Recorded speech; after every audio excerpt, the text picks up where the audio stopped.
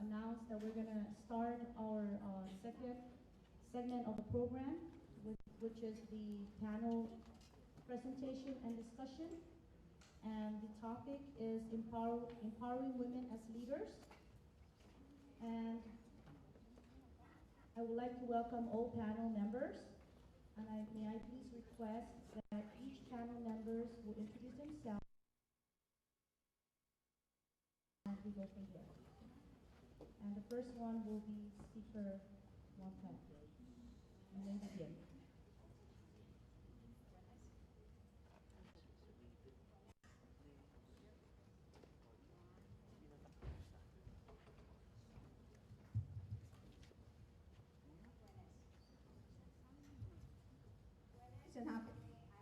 One.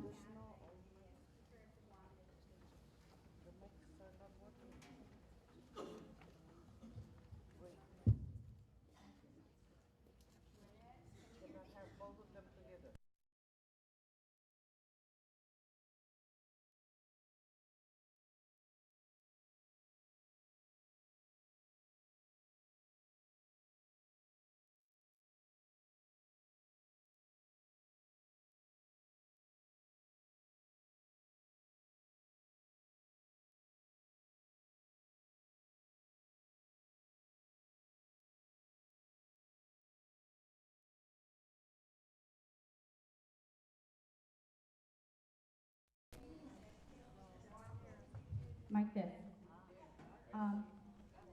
We need to separate each other, so just go there. You can take that.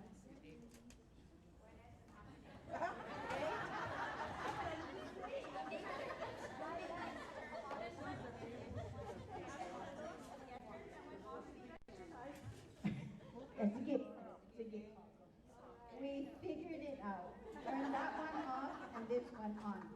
I'm Judith Wampat. I'm the Speaker of the Guam Legislature.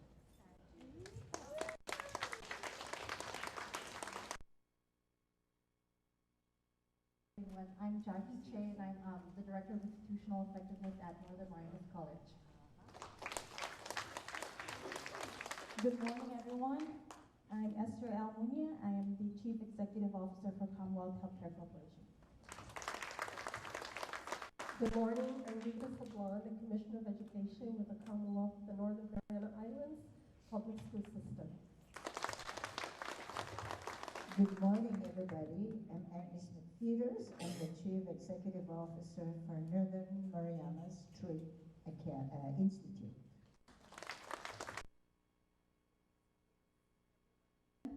My name is Jovita Taimayao. I am the Vice Chair for the Commonwealth Women Association and also from Rhoda. Good morning, participants. Youth Services under the Department of Community and Cultural Affairs.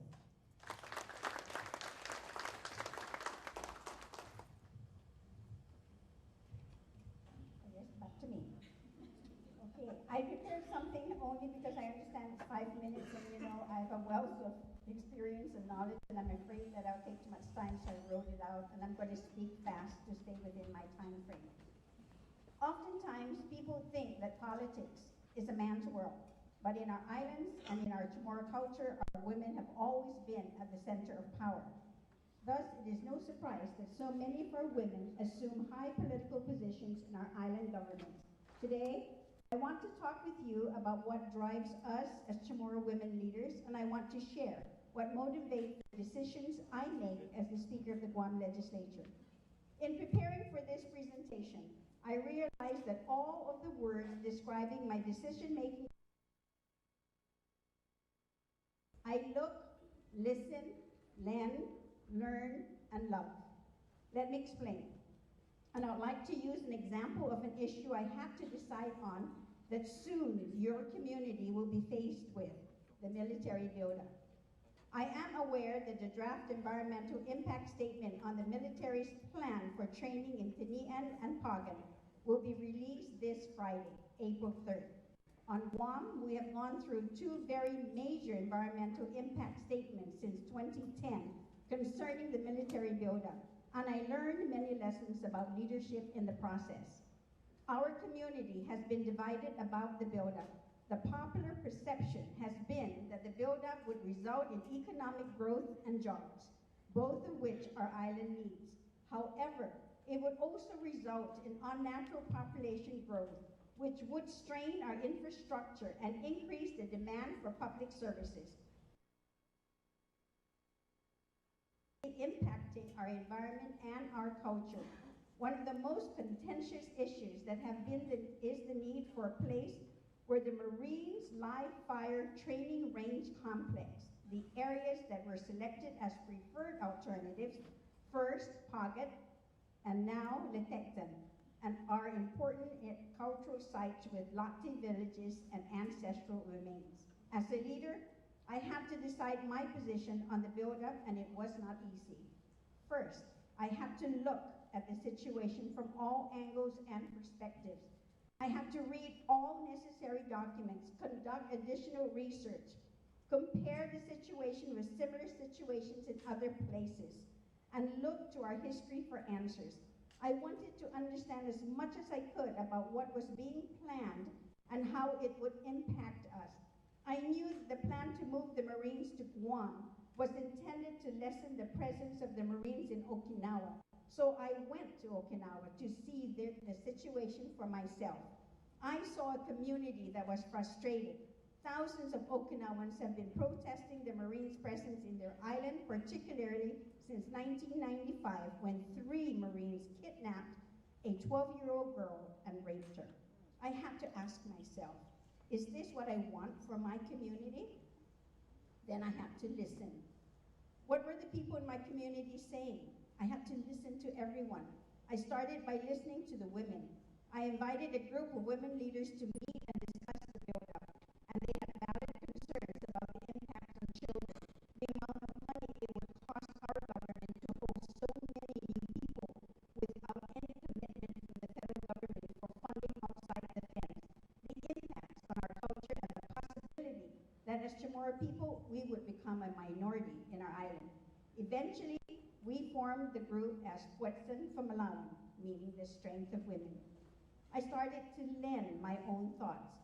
Then more that I got to know, the more I expressed concern. I became vocal about the need to put Guam first. I stressed the importance of protecting our cultural sites. I need to resolve our issues with the federal government, like political self-determination, war reparations, compact impact reimbursements, contamination of our lands and water, land taking, and so forth. I was heavily criticized and deemed anti-military, but as a woman, I would not back down. I was armed with knowledge, and I had a duty to be a voice for my people and my culture. I learned and I grew tremendously, and what was most surprising was the people I learned from the most were my own children. They were at the forefront of the movement to save the ancient village of Pagat from being used as a firing range. My children and the youth of our island inspired and rejuvenated me in moments when I felt helpless. I also realized that although the business people were given a lot of space to express their support of the buildup in the local media outlets, they were not actually reading the draft EIS. Those who were the most informed in our community were the youth. They took apart that 10,000 plus page document and disseminated the information to the community. They challenged us as leaders to do more, and some of us heeded their call because we were so inspired by their energy. I offered them my office space to have meetings, and I did what I could in the legislature to also spread the information. I hosted public hearings in which the government agencies were asked to review the EIS and report back to us on how. As a result of the community efforts combined, more than 10,000 comments were made on the EIS, which the Navy said was unheard of. I also learned from my mistakes. Every day I would ask myself, what could I have done better? And I used that as my motivation to make better choices the next day. On a deeper level, as islands who share the same culture, I invite you to look at Guam and the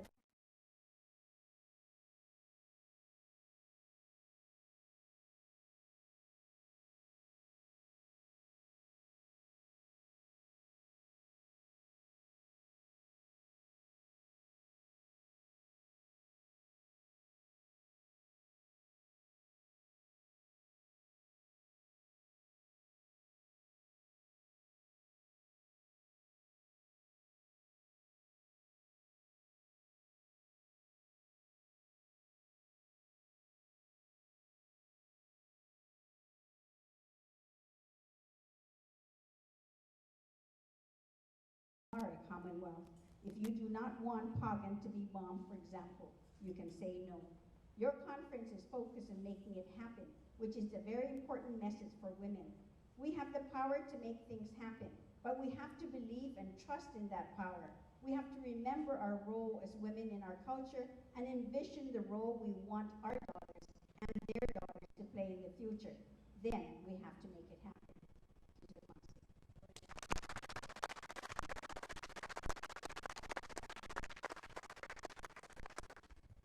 Good morning, everyone.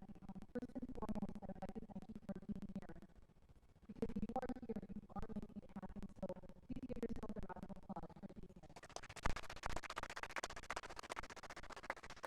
And thank you, speaker, for such an amazing 5-minute speech. I feel like I couldn't top that. But as we talk about empowering women as leaders, we have to think about the great strides women have made in the last century. I mean, I'm looking across the room, I see a lot of powerful women. Remember, leadership is not about your position. A good mindset was about your disposition. Leadership is not about not being the president of a college, not being the CEO. It's really about your values and what you can contribute to the CNMI and to your community. A lot of people say, why don't we have a lot of women leaders here in the CNMI? And the most convenient explanation that I could think of is not because the workplace structure is against women or because there's not a lot of opportunities for women to grow or to take these positions. It is because of women's choices. A lot of us think, oh, we're not good enough to be, to apply for this job because we're not masculine enough, we're not powerful enough, we're not loud enough. And I see some people, nodding their heads a bit. They're shy. They don't think that they have what it takes to get that position or to apply for that position. And someone asked me, why don't women run the world? Maybe it's because they don't want to. And why don't they want to? It's because we're not nurturing, we're not giving women or children a chance to grow. We're telling them, oh, it's okay to apply for this position. If you apply for a CEO position or president position, you won't have time to have children. You won't have time to care for your children, to make a family, to go to every soccer practices, to go to a ballet for your daughter. But it's all about balancing your priorities. And sometimes you gotta say no. You gotta say no. And you gotta set the boundaries and say, you know what? My priority is my family. My job is my second priority. And women oftentimes encounter a psychological glass ceiling. They can't reach the top because something is blocking them from it. And most of the times, it's really in your mind. Everyone can achieve everything that they set out from doing that. And it's not women's fault. There's always that traditional gender stereotype, okay? To be a person in power, a lot of us tend to think of a person in power as someone who's masculine, who's dominant, who's loud, who can take up the space in the entire room. And women who do that, they're not good women because they're too masculine, they're too bossy. We need to stop and just reflect on that a bit.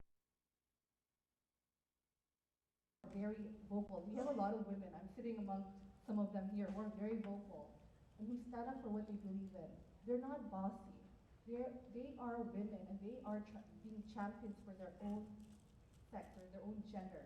They are trying to fight for something they believe in.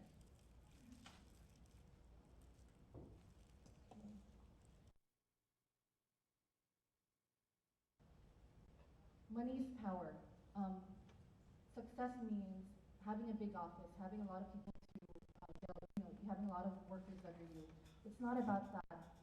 I think success is defined as knowing what you are capable of, knowing where to set how to set boundaries, knowing what you, just being very self-reflective and believing in yourself and knowing that you can achieve whatever you set out to achieve. Remember, like I said, leadership is not a position, it's a disposition. And that I'm taking from a friend of mine. And he's a guy, so it's not a quote for myself. But it's really knowing your values. You can be a leader in your home. I mean, a woman, a mother, a wife, even without children, you are the backbone. You are the foundation of your family. So you could be a leader in your home. You could be a leader in your community. You could be a leader in your job. You don't have to have the title come along with it. And before I end, I want to share with you a quote by Eleanor Smith. It has long since come to my attention that people of accomplishment rarely stayed back and let things happen to them. They went out and happened to things. Thank you.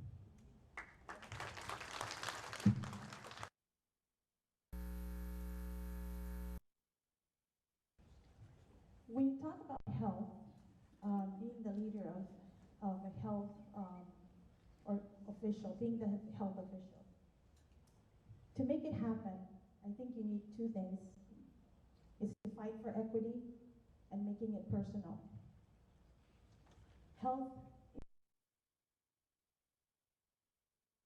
Medicaid, for example, as the territories and speak to that as well, is that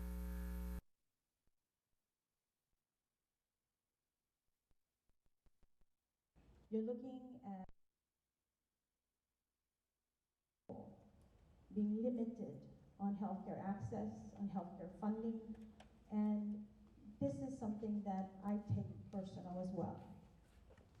You need to have, basically, you need to have consider the fact that the people here in the territories should have the same access as the people in the United States. You look at the Affordable Care Act, for example. It has been given on a partial benefit to the CNMI and then ending taken away. Where is the equity in that? You have health insurance for everyone. There is no universal health insurance in the CNMI. So health, you have to take, I think I take it personal, more personal than, well, I'm not gonna, there's so many men here and I don't want any darts being thrown in my face. I do take it personal. Healthcare is about personal, not about the criticism that you get, not about the criticism, it's about the goals and objectives. It's about making sure that when you see someone hurt, someone with limited access, you feel for them. You want to fight for them. And it is not about one person, it's about everyone else. It's about fighting for those that can't fight for themselves, fighting for the disadvantaged. And this is why one of the, two of the goals that I have in basically is to see how the Medicaid can be fair to the territories, as well as making the availability of a universal health insurance so that you have that choice to make for your families and your children without having to wonder whether you can afford it or whether you can basically make sure that your family is healthy. Because as women, we all know we want our children and our families healthy. And, when I took this position, I had, I've had the Masters of Health Administrations long time ago. It was never my intention to become the head of the health department, never. But I love health administration because it talks about equity. It hardly reaches it, but it is there. It is the fight, I think, that pushes me to try, to get into this, to do the best I can, basically. Also the regulations, when you look at the cultures of, it's hard to deal with trying to work with policies that affects the Pacific Islands and then the United States. That's another fight that we have here in the CNMI. You're trying to look at how do you make sure that it basically, it is right for our people. And believe it or not, the islands are always a complicated, it's hard to impose policies on the Pacific Islands compared to the United States. It's just not the same. And again, because of the fact of the health inequity. So, yes, that's part of my job. Again, is to continue to fight for equity and making it personal, making it so that everyone else can have the same healthcare access, and I'll continue to do that. Thank you.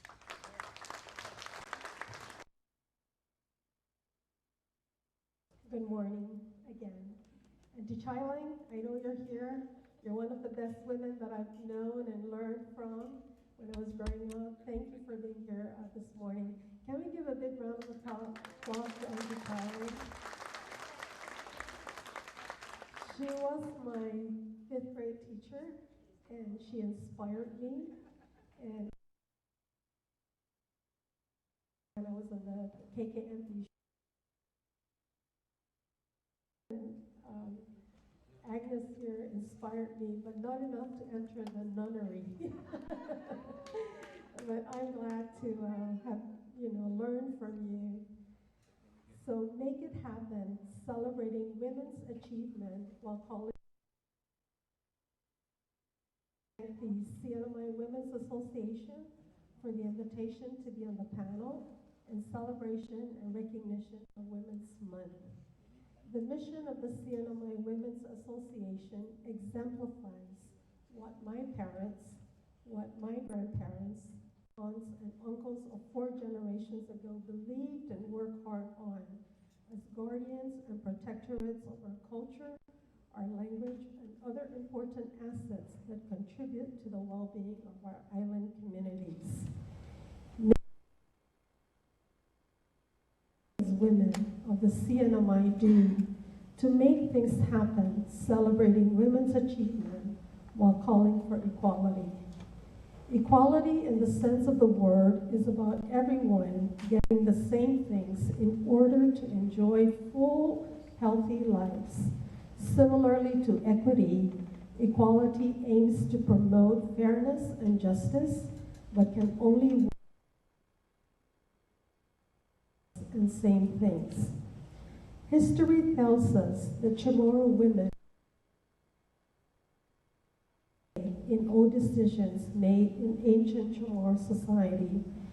The Guampedia 2014 documentary written by Victoria Leon Guerrero indicated several women's legacy of leadership. These legacies range from keeping the culture and history of the people alive to determining the destiny of children. The Chamorro culture, including the Carolinian culture, is ancestrally matrilineal, as family lines are traced through mothers, grandmothers, and great-grandmothers. In addition, women did not just sit back and stay in the homes, but many years ago, women worked side by side with men. Women and men in the CNMI worked equally hard, and finally also were part of being spiritual leaders and are still revered in many of the homes as the head household here in the CNMI. So can we make happen the achievement of women while calling for greater equality? The achievement of women should not relies on the achievement, contribution, and the work,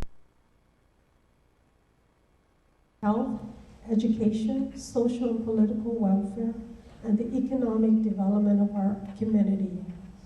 Perhaps now and throughout the conference, the equity and equality questions that need to be asked and stated are, do women in the CNMI participate across various sectors of the community?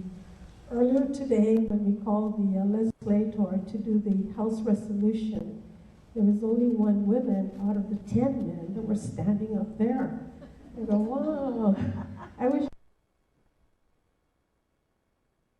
But I really want to thank the men for being here, for supporting this conference. Are women equally represented across these sectors in our community? It's a critical component to reflect as we end tomorrow is what can we as a coalition of women do to address the issue of equality, if there is that issue,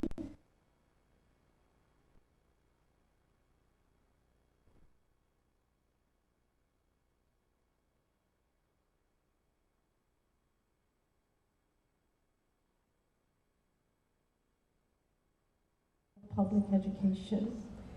There are women leaders that have come naturally, while others have developed their leadership through hard work and effort. I have a beautiful young lady next to me who's really has that leadership and has come naturally to her. Yes, you are a young lady. In the CNMI, more and more women are advancing themselves by completing their high school, their 4-year college education, and they also pursue jobs that men would normally apply for. At the public school system, we have built women capacity and local women capacity, inviting CNMI women to take leadership positions as school administrators, school counselors, teacher leaders, and as mentors. To build women capacity at the public school system, we have provided training and assistance for women to be change agents. We must be empowered to be change agents in our community. So what is it that we have developed women into? We have developed them to become leaders, balanced leaders, identifying 21 responsibilities that are critical to their roles as school administrators. We have on student learning so that we can focus on women leaders as instructional leaders so that they can demonstrate and provide the resources where they're needed. And finally, we have built the capacity of women to be technologically proficient because we are now living in a 21st century digital workplace. Male and female school administrators are not treated differently. Roles and responsibilities are delineated and must demonstrate competencies and proficiencies to perform the required job. The pay scale of the public school system is on the principal pay of equal work means equal pay. A male principal is paid the same way as a female principal. In the PSS workforce and programs that it offers, women leadership has evolved, and the data has shown the following. Out of the 19 school principals in the CNMI, 84% are women leaders, women school principals. Out of the 15 vice principals, 55% of these vice principals are female. In key management of the public school system, 60% are females. In the JROTC program, although led by male instructors, all of our cadet command battalion are led by female cadets. And if you recognize this morning when the battalion from Cagman came up, all the ladies that were on guard, the color guard, they were all women, right? Yay! The student representative to the board is a female and has been a female since the last 7 years that I've been Commissioner of Education. There are 4 out of 5 graduates. Most of our female graduates are now top honors, at least in the last 7 years that I've been with PSS. More female graduates are pursuing college education, and more of them are also entering the U.S. Armed Forces. At PSS and through education, women achievement can happen. And in the last few years, it has remarkably shown the great strides that calls for celebration and equality of women in public education. We can and should continue to do more by empowering our women and girls through advancement in education so that they can be productive and contributing members, not only in education, but in business, in governance, in health, and in the political welfare. To make our voices stronger, we have to form our advocacy and coalitions so that we can lead the Commonwealth into a stronger and more sustainable island. We must work on a set of guiding principles. What is it that we value? What is it that we believe in that promotes the advancement of women? We must work together on establishing financial support that can be scholarship, that can be business development, so that we can advance women. And we must work together on issues that are affecting women here in the Commonwealth. So ladies, I know that we can do this. We can go out. We don't have to work hard anymore. We have to work smart to get things done. and I know that you can do this. So I hope that by tomorrow, that to really help the Commonwealth in terms of leadership, in terms of culture and language, in terms of the workforce, and especially in terms of, you know, just our community being the best here in the Commonwealth. Thank you.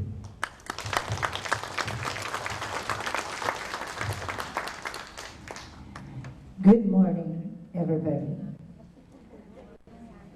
I feel so privileged up here because I think I surpassed the seniority of everyone over here, up here.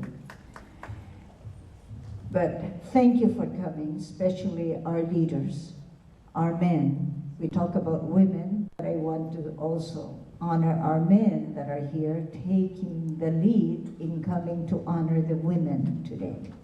So thank you very much, legislature.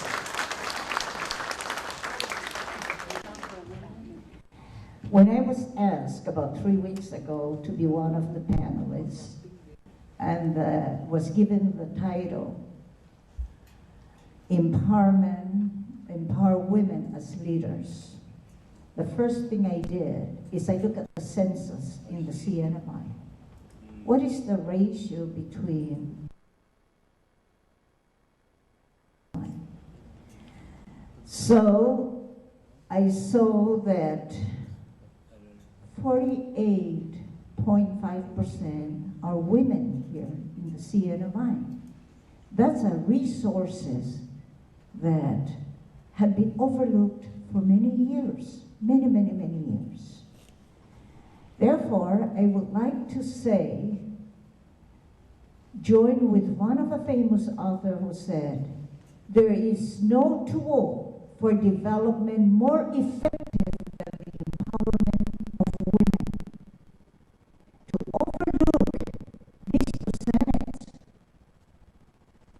we could call ourselves dumb if we are not using our resources wisely. Then I turned to NMC to check what gender goes to or register at NMC the most. Last 10 years, going back through the enrollment, there are more women registering, between 60 to 65% registering at NMC, which means that we have the resources here in the CNMI available to be tapped. And let's not look at that resources and put it aside and then just say, well, you're better off being at home, just like I used to hear that when I first worked for the government. I am the first woman here in the CNMI who obtained the degree, U.S. accredited college. And I'm proud of it.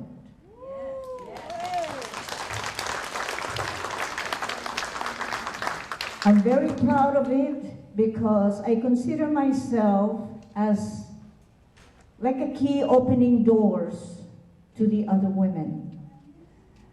I was also the first woman and the only woman in the trust territory holding the highest position all over Micronesia. And I'm very proud of it, but I tell you, it wasn't very easy. It was a tough, very tough, and that's what I want to touch. Because as I look at the population and as I look at the opportunity, women have the opportunity, not like 40 years ago, 45 years ago, that we did not have this opportunity on our own island.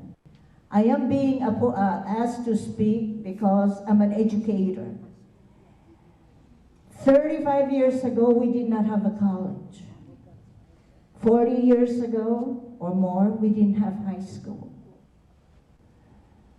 We do have those in our backyard. And I am so proud that our women are taking advantage of it. and look at the statistics, I am proud to see that at least we have about 5 women only holding a secretary position or higher position. And look at the legislature. I am not saying legislature, please don't misinterpret me. I would like to see more women in the legislature. Given the statistics of women going to college, we should see some balance there. And I'm speaking more as a young people who are there.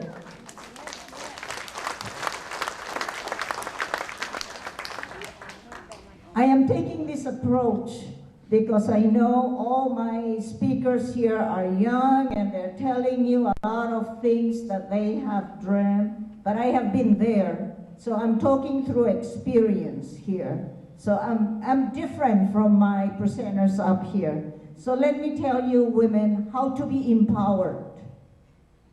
We women, many times, use what we have. So please, use what you are given. You individuals in our community, so use that. Don't be afraid. To be a leader is not to be afraid. Because we will all fall, just learn from it and don't repeat it again. And to be a leader, please also go and explore what you have on our own island. We have our education to enrich us, to empower us. If you want to go pursue academically, go to NMC. If you want to improve yourself or to be able to contribute to your community, to our community in a different way, go to NMTI. Right now, we have women also registered at our school in carpentry. We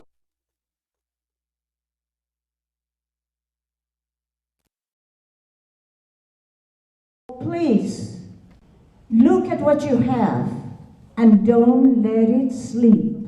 Don't let it slip through our fingers. Use it. We are not using our strength if we are not moving ahead. It's up to us, women. It's up to us to make things happen.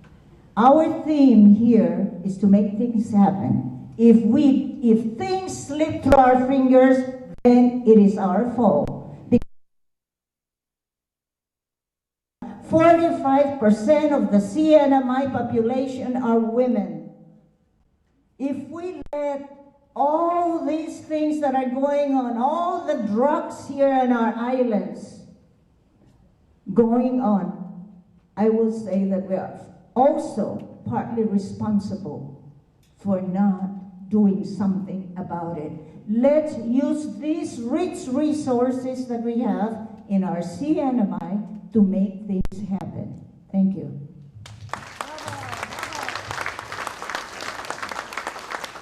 Thank you, Director of NMTI. Wow, that is a very hard and persuasive speech. Can we give her again a big round of applause?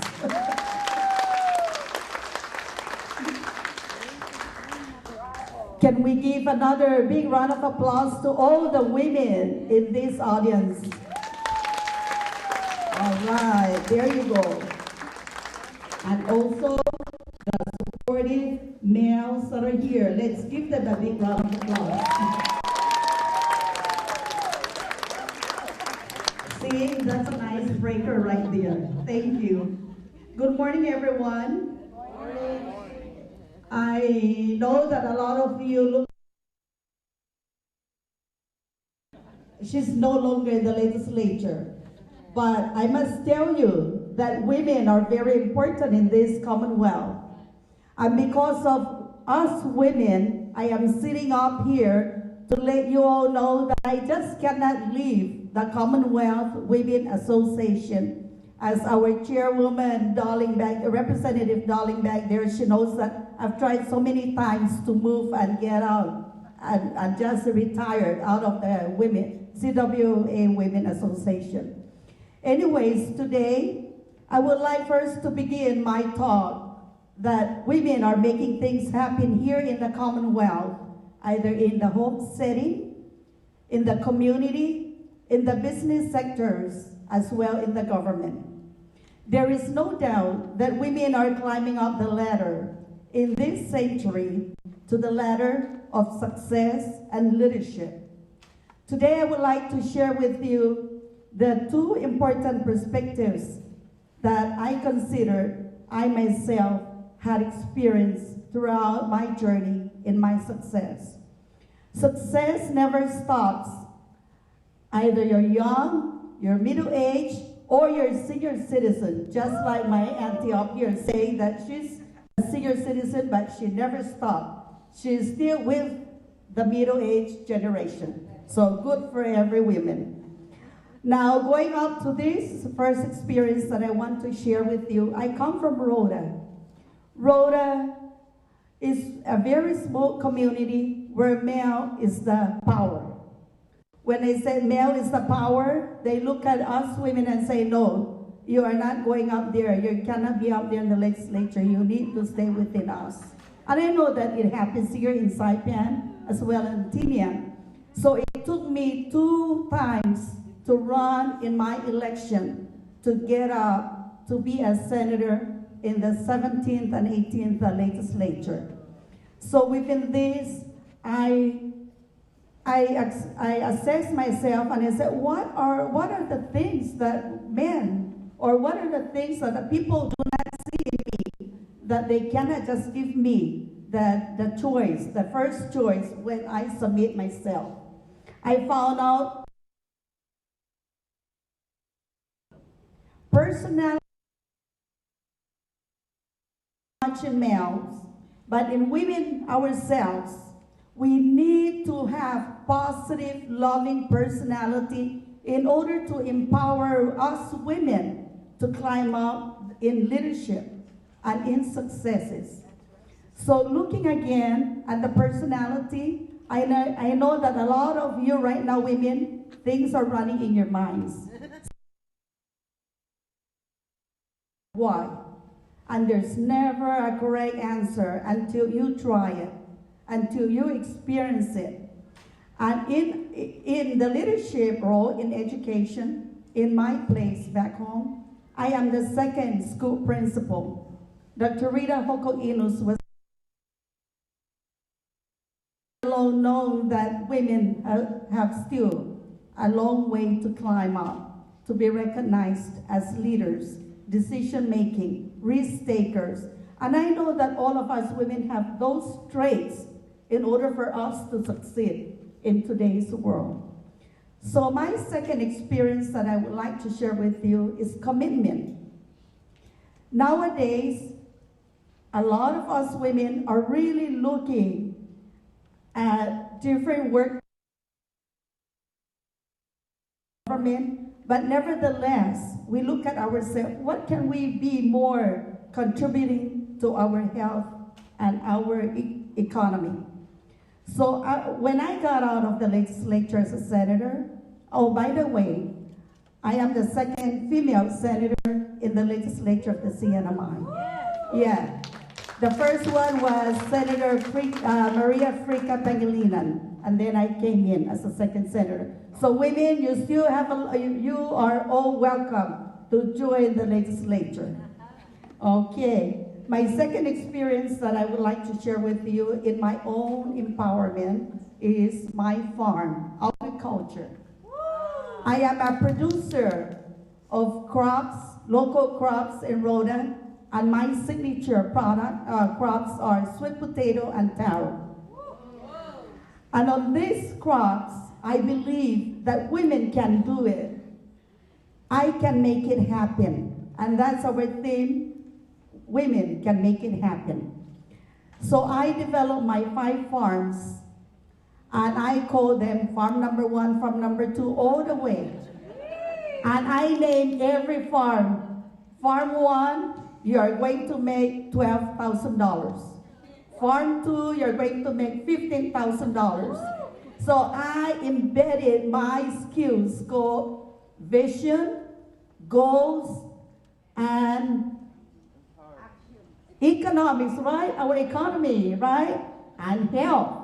We need to feed our people of the CNMI healthy local crops, products. Right? Am I right? Yes. All right. I want to hear you say yes. Yes. Very good. So along the way on this, again, it takes commitment on myself, leadership. And in this farm, I said, no, I cannot just make a local small farm. I need to go big. I need to become a commercial producer. So that's why I told you that my farm continued to go up. And I believe that if you want to be one, the Army says you can be what you want to be, right? Yes. All right. So in terms of that again, I look at this experience and it's not a never ending. It continues to grow and grow. And I know that Speaker Wampat on the other side says, hey girl, what are you doing? I said, I am very busy making people healthy, making our economy grow. Why? Because we women can do what we can do. And in making things happen, I said to myself, if there is a will, then there should be a way to succeed in whatever that you want to be. So again, in light of these two experiences that I'm sharing with you, it embedded up in this economy. So that I am one of those farmers that I believe in myself that we can grow. And not only in business, but it gives me physical fitness, good health, and collaboration with the business community, most in Guam and here in Saipan, in promoting, in exporting, and in selling my crops. Again, I would like to give each woman a head start by saying, you can be what you want to be it a seamstress, be it anything that you want to be. And don't say that the government is the only leadership for a woman. No. You can do leadership at home, you can do leadership in your community, and you can do leadership within yourself. If there is a will, then there must be a way. So women here in the Commonwealth, we're really making a big difference. We are making and we are going to make things happen because we are making them happen. Thank you for giving me your time and have a wonderful 2 days. Thank you.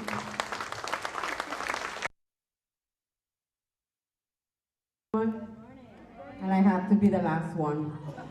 So hold your breath. I'm here actually, we had a parent leader that was supposed to speak to you guys this morning, but unfortunately she's off island. But what I'm here to do this morning is share a little bit of what DYS does and how we work together in the community to provide the services that are needed out there. With DYS, we have over 30 employees. And out of those employees, we only have 5 male staff. The only thing about that is, you know how DYS moves around a lot? We go outreach and provide programs to the village. Look at each other. Because we only have 5 males that we always turn to, so a pat on the back for all those male workers as well. So the Division of Youth Services was established by Public Law 2-19 and Article 2 of the Family Protection Act. It has numerous responsibilities that promote the well-being of children, youth. The division intervenes on reports of all forms of child abuse and neglect, domestic violence where children are involved, truancy, runaway and homeless youth, juvenile delinquency, and provide rehabilitative services to youth remanded for secure care.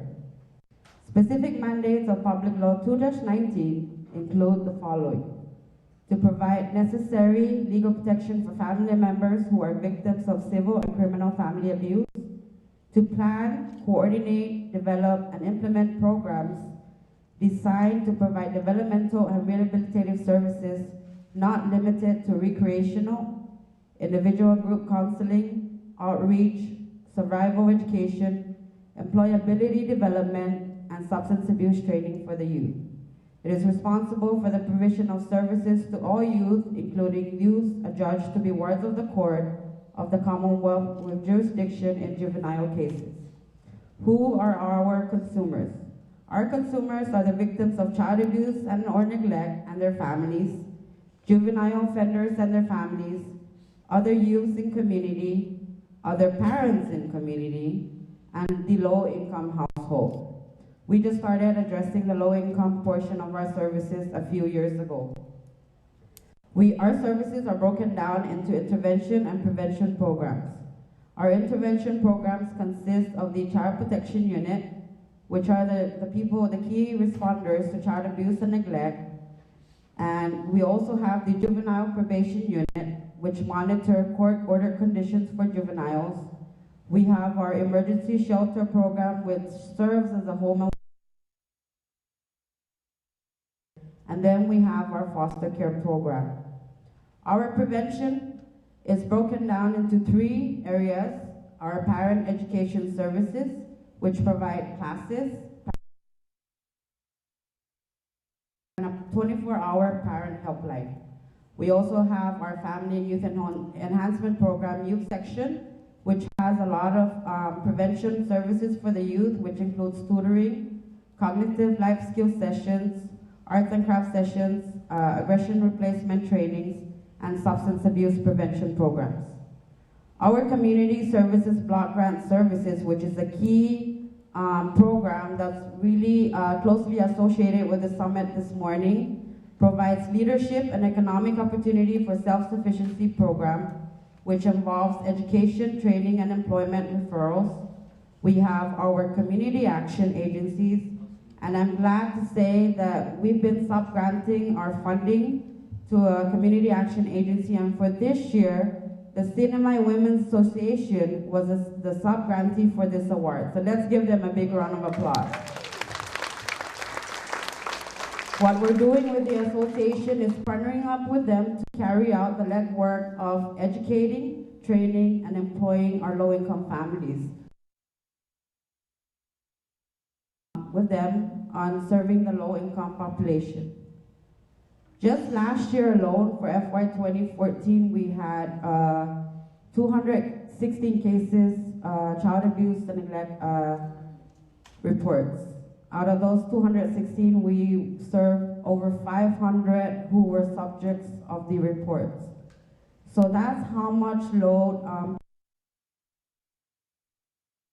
we need everybody's help in helping us. In fact, if I look at the women to my right, in one way or another, DYS continues to work with all their agencies. So let's give them and everybody else a round of applause.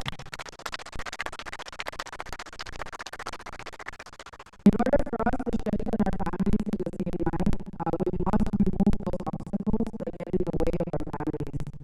So we not only work with the women, especially single mothers, we also work with fathers, single fathers.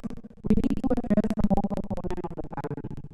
And that's why every year we also celebrate our Parent Leadership Month, because we recognize the leadership roles that our parents and our families have in the community. We continue to work with them, continue to work with the youth, continue to work with the men and women, so that we can reach our families in the Commonwealth. And that is to better serve everybody in every family, every village, and every island. Thank you.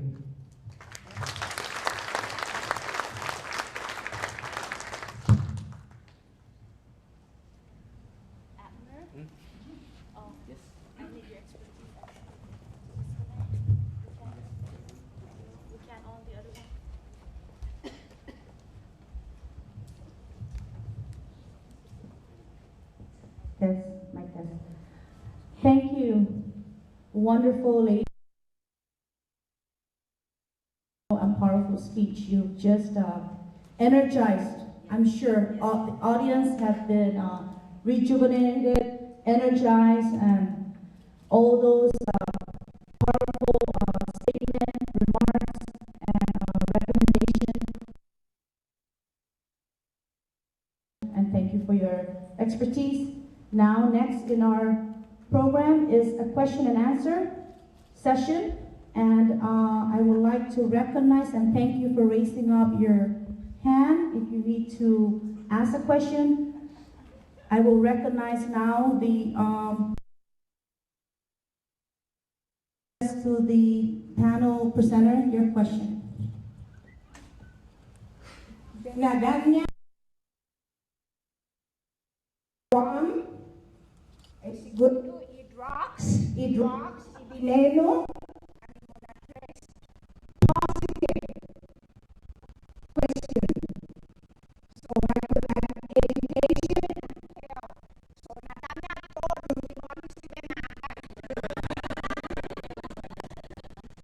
Esta matuwai ka, ito ka costumbre, tradition dari society. Usta balansa.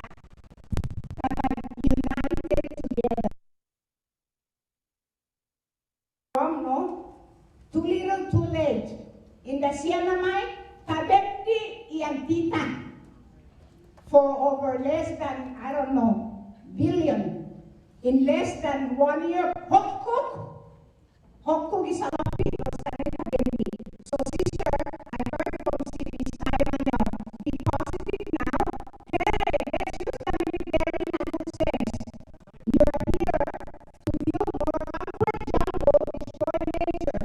Now help us on education, on drugs and anxiety. I know that military, they have a good program on drugs. Who's Silu, Miss Virtues Project. On what? Use the Virtues Project to be united and service. That's my question. How can health and education? Health, my God, si Diana namu, I like Diana Wanilina. Kita penenina, we women have to be healthy. Kasi nandita mula sa lapeta, lang kulo gumakta, bunito kalitoka, anesta man malongwit. So Diana, I gave you that credit. Hineblo, we have to be healthy women. And you know guys, lami, hodi mo na kansuswang so. Mama, so help your wife, respect your wife, and go out and help on it, makapugi. Then say name, na girls, no, mungkin pamalawan, utugi de papa under your name, Rita Adan, I knew you. Gilom Guerrero Adan and Nang Sablan. Unity, we need women and men. Ungan I believe women power, baby. But we need the men, look, you know. So Rick, babies having babies, that's what's going on in the Sianamay. Hadi man maududukan, tambohijum. Ita busy having babies, so boys, fathers, educate. Mr. Goma answered the question. Now. Miss McPeters, my God, Steve Rocks. Ay, day. We are all sinners. Be positive women and men. Kakang united. Sa mga manok na iisor kami dakta. Wait back eh. Mga man manatuwi tao to hijong ni. Okay, tomorrow, kuchino ni Guma. The problem of our family. So how can we do that? Agnes, ask our leaders, the men, education. And the last women, I love you, baby. Keep on doing it. Education, education, education. Amen, sister. Amen. I spend so I told you.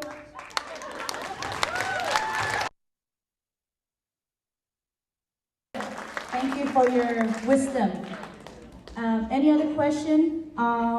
All right, we have an audience from Rhoda. I would like to recognize Ms. Laura Manglonia, retired public school assistant, and I believe she's still the board of commission in Rhode. Thank you. Everyone, I have a questions for the Women Association. I understand there's a bill at the Senate about the association stand right now. Any of the panelists, maybe former Senator Tamanio, you would like to respond on that? There's, you can turn on the mic while I turn off my mic up down here.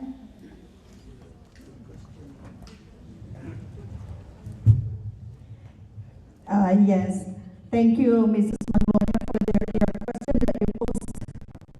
And I'm looking at our colleagues from the legislature this time because I'm not in a position in the legislature, but I will go ahead and share on the perspective of the women.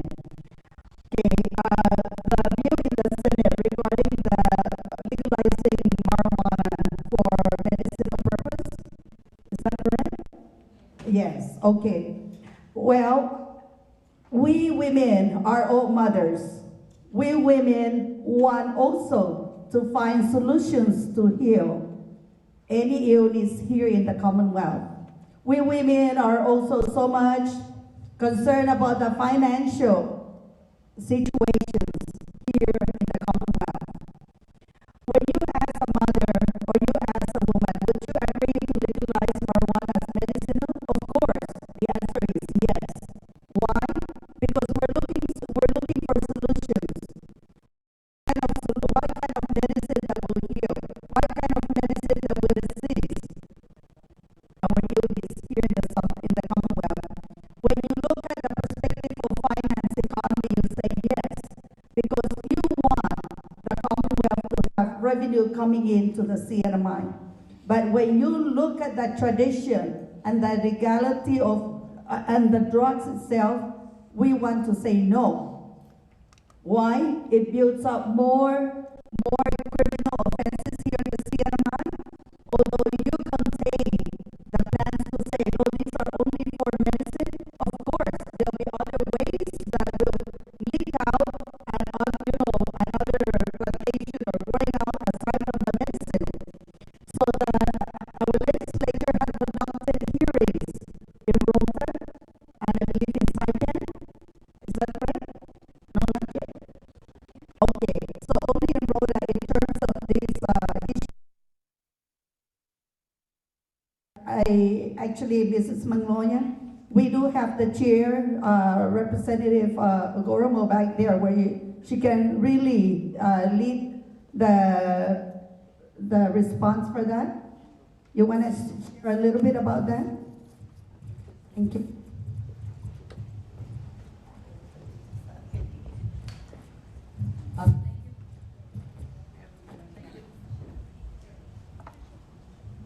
Maybe. Right now, as the formal position of the association, we haven't put that position together, Laura, but thank you for asking it. But I think we should use this forum and get input from the members. This is the time to get, we're not going to make this a public hearing for the medicinal marijuana legislation. There is going to be a public hearing that at this multi-purpose building. I do not remember the date, but I do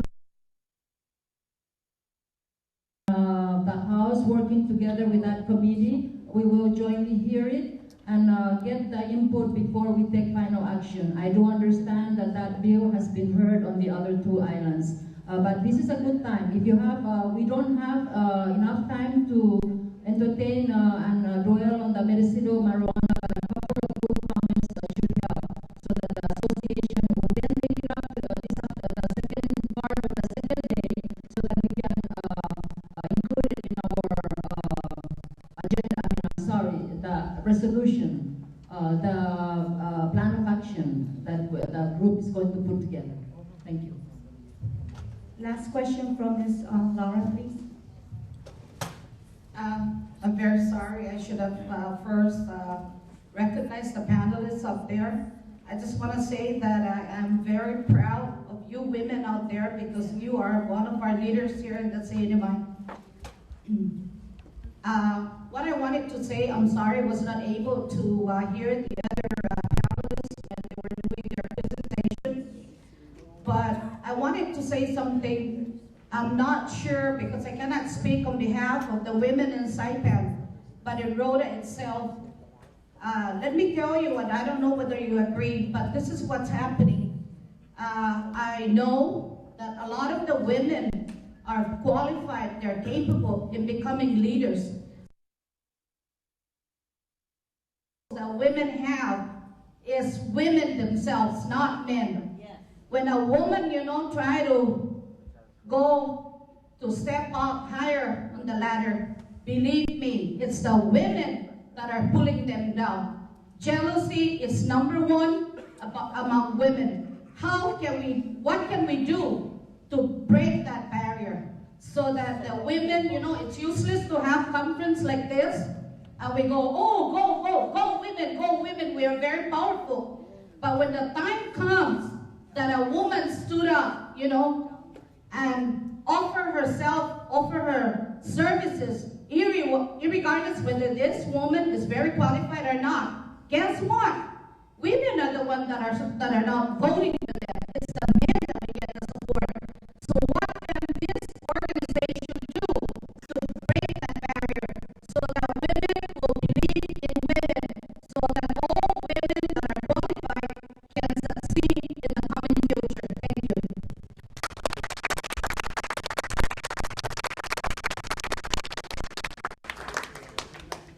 Could I respond a little bit to that?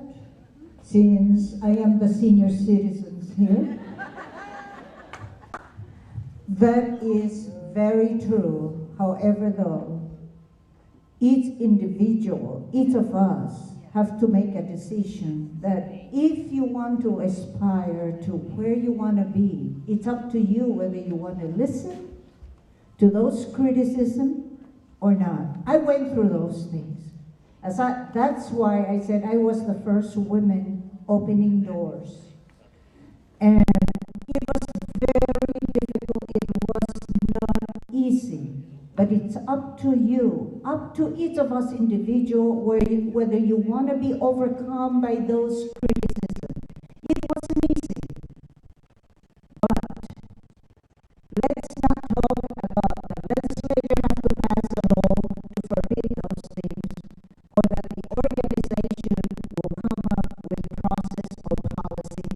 It's each individual have to take that responsibility to ignore, and eventually, and I always tell that to my own kids, you can't zip the mouth of anyone, but you could prove them to be wrong.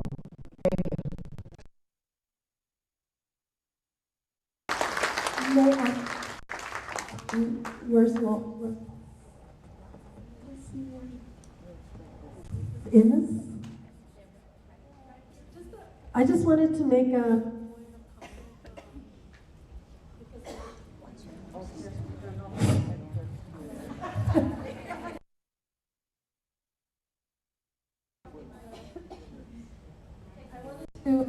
make a point of because Angie Chiling talked a little bit about, implications on education, health, the social ills that are happening in the Commonwealth.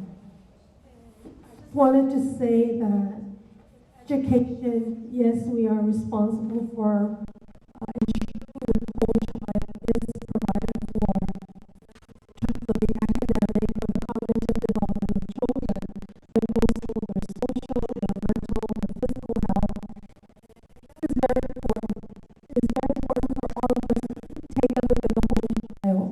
What I need to let everybody understand, we do not. These are issues that come into the school district. So if a child gets pregnant, we want to be able to why a student is pregnant. We provide the educational program, the counseling, and the support for children. But then when students come in with drugs, or students come in because they're being abused at home, or children come because they're pregnant, these are the social ills that are happening in our community. We need to be, and perhaps the legislature, I really would like to call upon the legislature to create a kind of committee that is very critical to the social welfare of the people of the Commonwealth. We talk about health, we talk about education, but really the social welfare of the community is very, very important. Every day, we have about 300 children that do not come to school every day, and they have their very own reasons.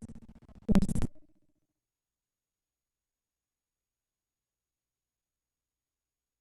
They don't have shoes to wear, and the first thing that they say is that, I'm hungry, I would like to eat, I need to go to the cafeteria.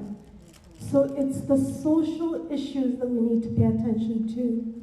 2 days ago, or Friday, I met with the Department of Public Safety Commissioner, and I told him a student was referred to the office because in the box of that student's possession were 5 bags of marijuana. Marijuana. The student brought marijuana to school. We called DPS. DPS interviewed the student, DPS let go of the student. The proper procedure was to have arrested the student. That student was not arrested. We called the parent. Parent, your child is in possession of 5 bags of marijuana. We have to suspend your child. Please go and get some support for this child. The parent said, I will not, that this parent, and your child has $200 in her possession. The parent said, I gave my child the money. $200, child, and the 5 bags of marijuana. The parent didn't say anything about the marijuana. So there is marijuana out there that students are peddling, or that they're being peddled to sell in the schools. There are students that are getting pregnant and are coming to school, even though we have these programs that would allow them to understand. So what we need would be that social community at the legislative level. That's number one. Number two, the CNMI women. I ask us to empower, to be mentors to other children in this community, so that especially to become leaders or to say no. Many women, many girls are being abused by their boyfriends out there when they say no. We need to step in. As parents, we need to help our children. Teaching the basic to really teaching the whole child with all the necessary components of growth and development. So the social ills that are present in this community is something that we need to work together. And I know Vivian talked about intervention, but that's not enough. We need to be there for our kids. So the role of the parents is also something that needs to be paid attention to. Parents' roles have changed. Parents are their children. So something needs to be done so that children have something going on while their parents are not around. So the CNMI, I think we have a very high percentage of teen pregnancy, but that doesn't mean that we are the highest here in the Pacific region. But we do have a high teenage pregnancy rate in the Commonwealth. So I just would like to ask that maybe as a community of women, that we work together to become mentors to other girls in our community, and that we support these young ladies to really be empowered, to know who they are, what they are, and what they can be. It's a big issue here.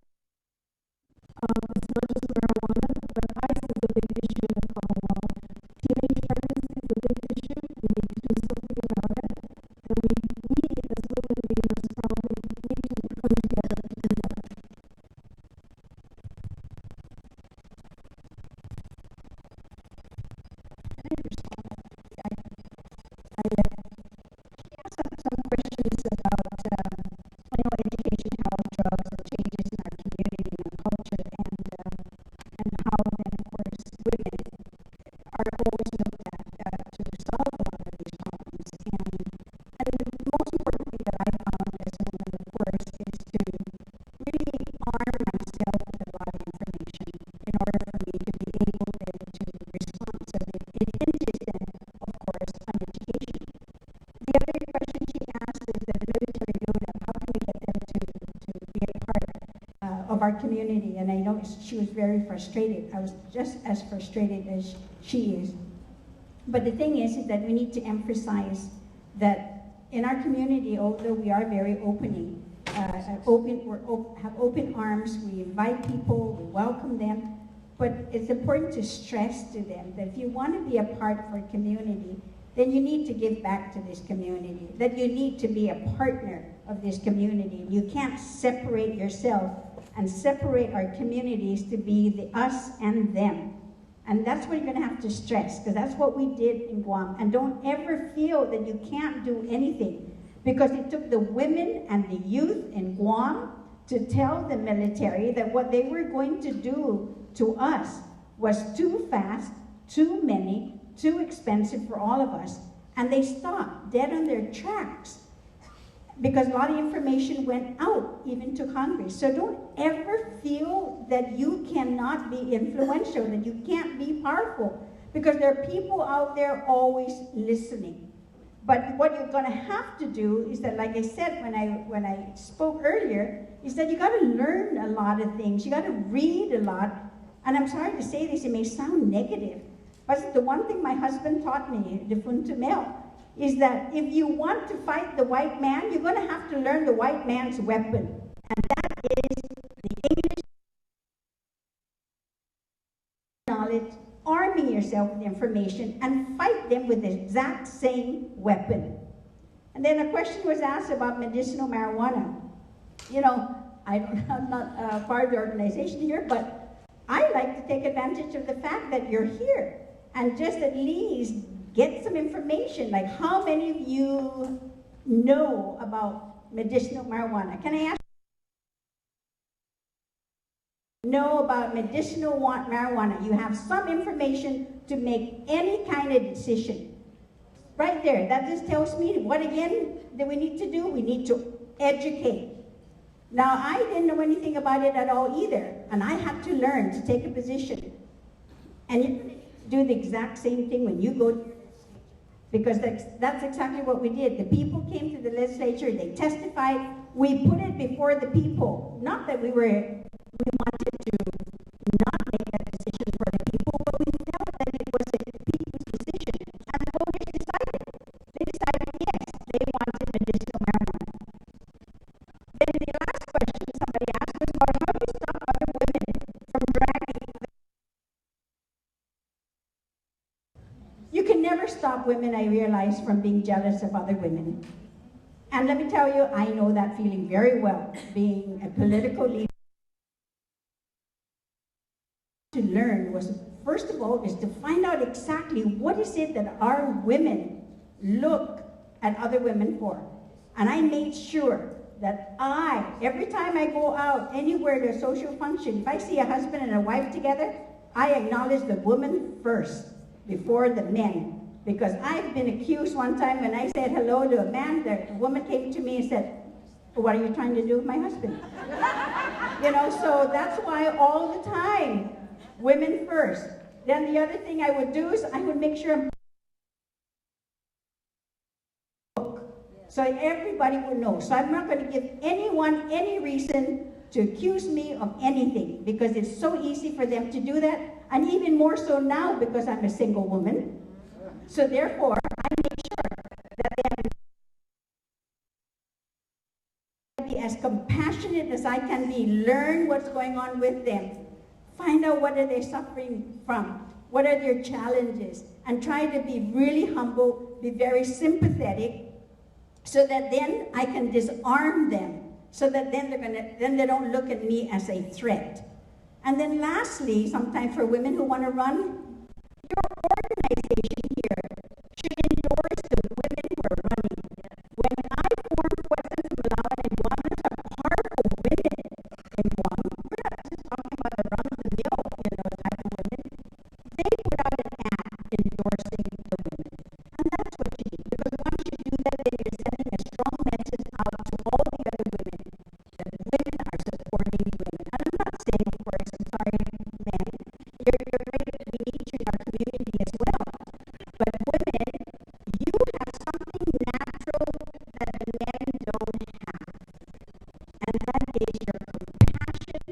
for your family, for your children, for your community, for your island. I'm not saying you don't, I know you do. But because we have that connection, that umbilical connection to our families. And that's what I'm saying that's different from you. But we appreciate you, we love you, we can't go without you. But it can be done. Thank you.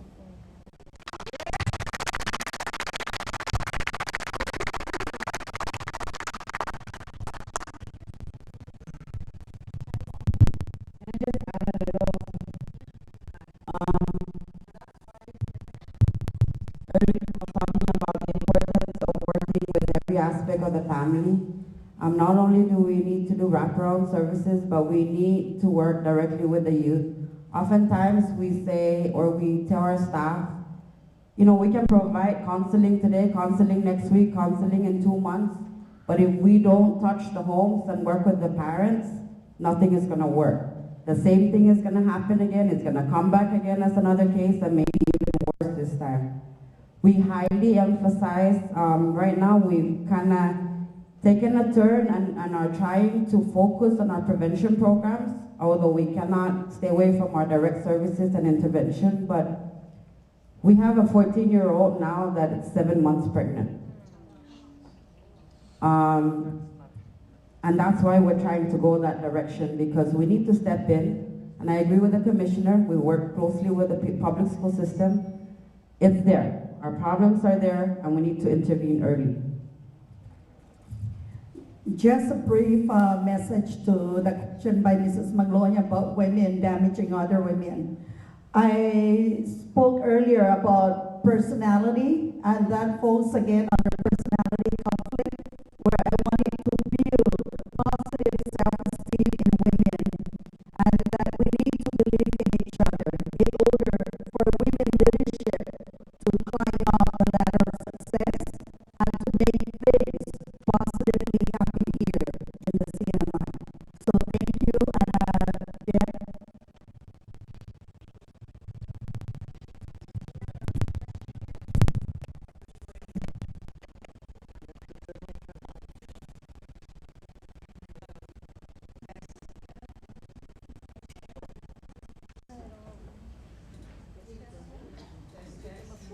You have to turn off that mic up there.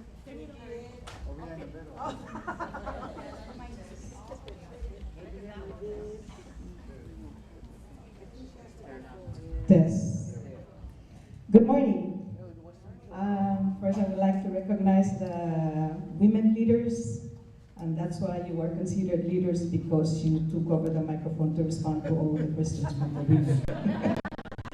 Congratulations, and I thank you for participating today.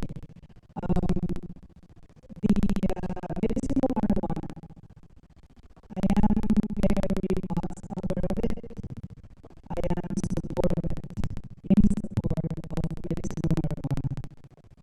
If you look at statistics from around the world, and especially from the CNMI, we need to have the EPS report this to us. How many people have been killed by taking marijuana? How many crashes in the CNMI caused by marijuana? How many by alcohol and other hard drugs? I have been listening to the people of Guam when they went and testified at the legislature with Speaker Wanda on what and why they need medicinal marijuana to be legalized in Guam. We just got back from the States. We had to move there for almost a year for my husband to take hemp oil cancer treatment.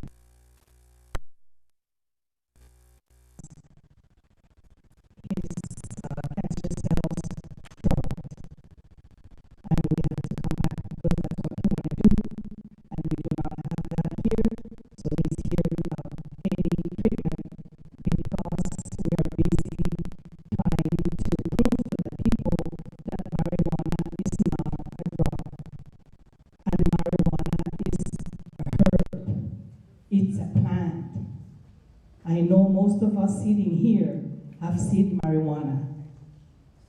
It is a plant, it's not hard rock. You must support this. The people of the Sinamay have longer life and get away from the treatment, chemo and radiation. Chemo just torture people.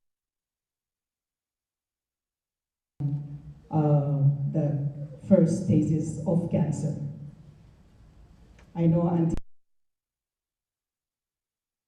herbs as well. So I would like to ask that you do not go against anything that you do not have any information about. Look at the positive side of that. The problem of students bringing marijuana to school is not marijuana's problem. It's whose problem? Parents. Why are parents allowing that? Because people are. The economy, the high standard of living here in the Sinamay is allowing parents to allow their children to get that or to plan to see how they can survive. It is a very wrong thing to do. But it's the only way for them to support their family because they are not working. Why?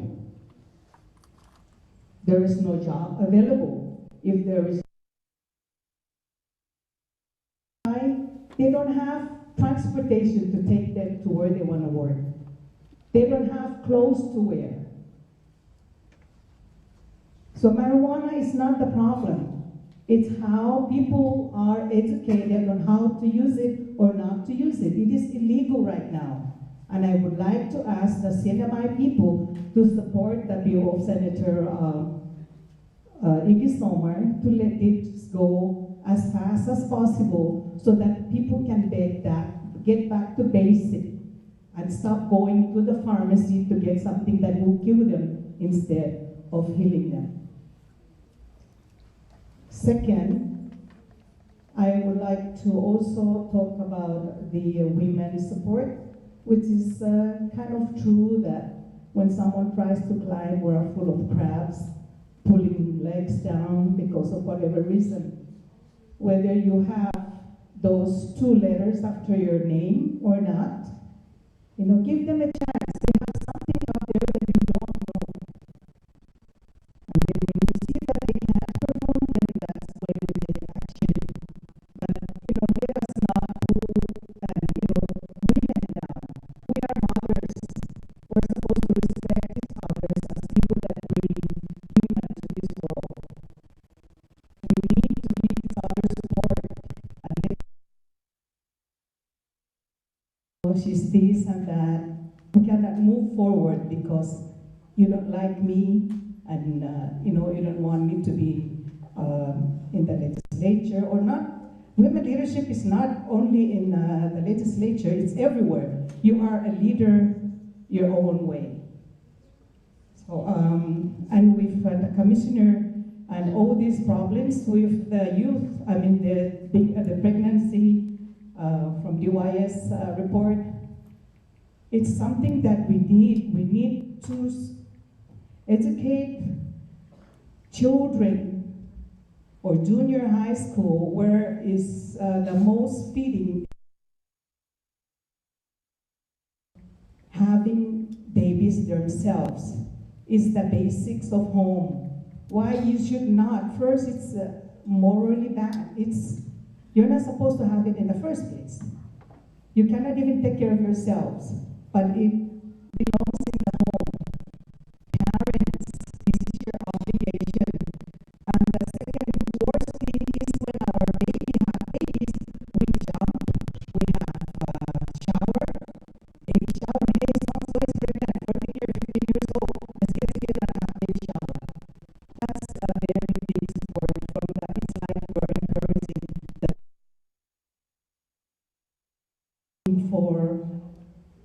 I know that it's not legal to legislate or mandate public school system that if parents do not attend certain trainings for them to know how to take care of their kids, that they will be penalized.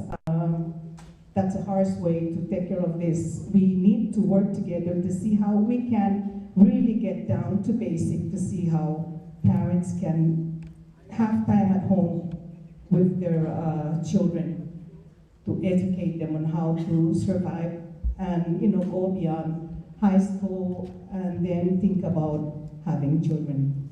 Thank you very much for your time. Thank you, Ms. Malua. We have a question, 2 questions from the other side. I'm coming there.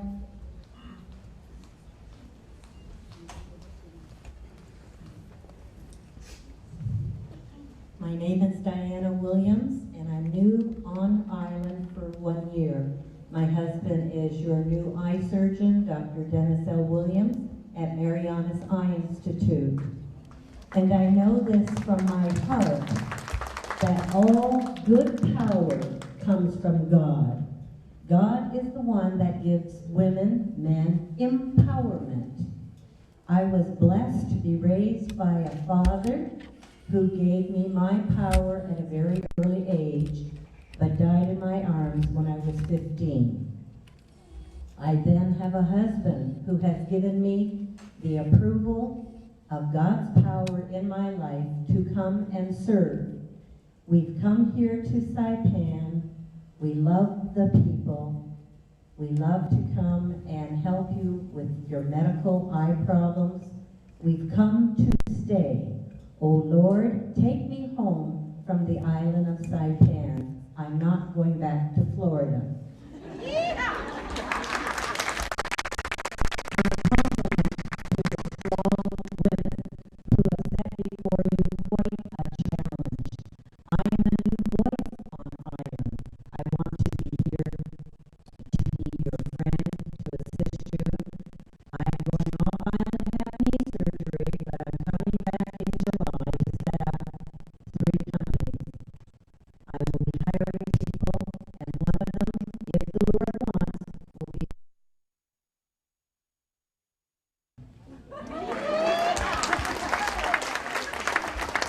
My dad did teach me, because we were a very, very, very poor family. Outhouse till I was 16 years old, holes in your shoes, secondhand clothing.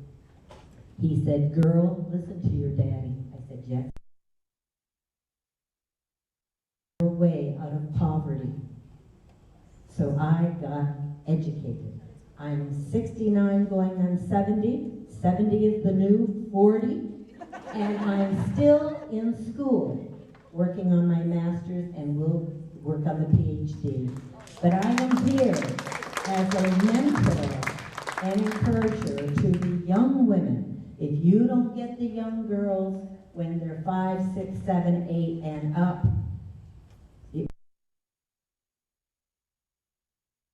I could have, but he said, no sex. No sex before marriage. I honored my father, but I honored my husbands. Encourage your wives. That honors God. Wives, honor your husbands, because that makes God pleased that you're obeying Him. I will be back. I'll be your friend. I'll be your advocate, and I know where the money is. My husband has it. But he shares it to me. So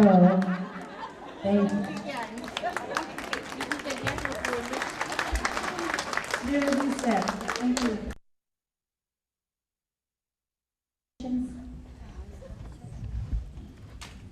Good morning. Commissioner?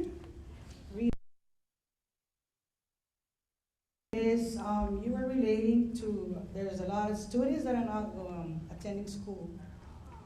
Regarding my daughter, it's, I wanted to bring this up ever since 2 years ago. But I keep asking help from other people, but they turn around and tell me to keep pushing myself.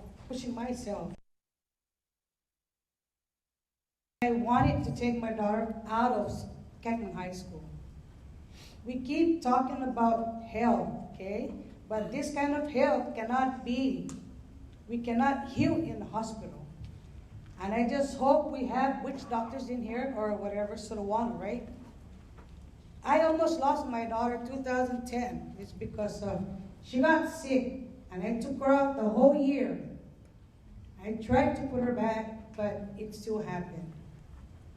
So I went for help at CHC. They told me they had to put my daughter in the psycho ward. And I said, I have a friend. Her child is in there because of what happened. That's why since I sat here and all I hear about health, there's not just only one sickness in the world that's happening. We all have different beliefs. And I've held this too long. So when I heard about this woman association, I pushed myself and I told my husband myself, if there's going to be a lot of women or men down here, and I just hope that they have parents or family that can please.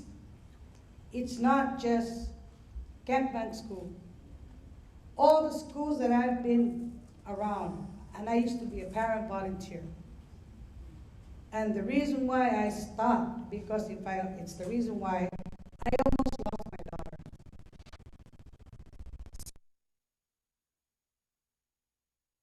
My daughter got out of school, Campman High School, 3:30. She didn't get home. I was worried. I had to go find my daughter at someone's house, collapsed on the ground. I had to call the medics. Even myself, I thought my daughter was under drugs, but I thought wrong. Before we accuse our kids that they're under drugs, I, as a parent, I'm very open to my kids, whether they're in the elementary to the high school.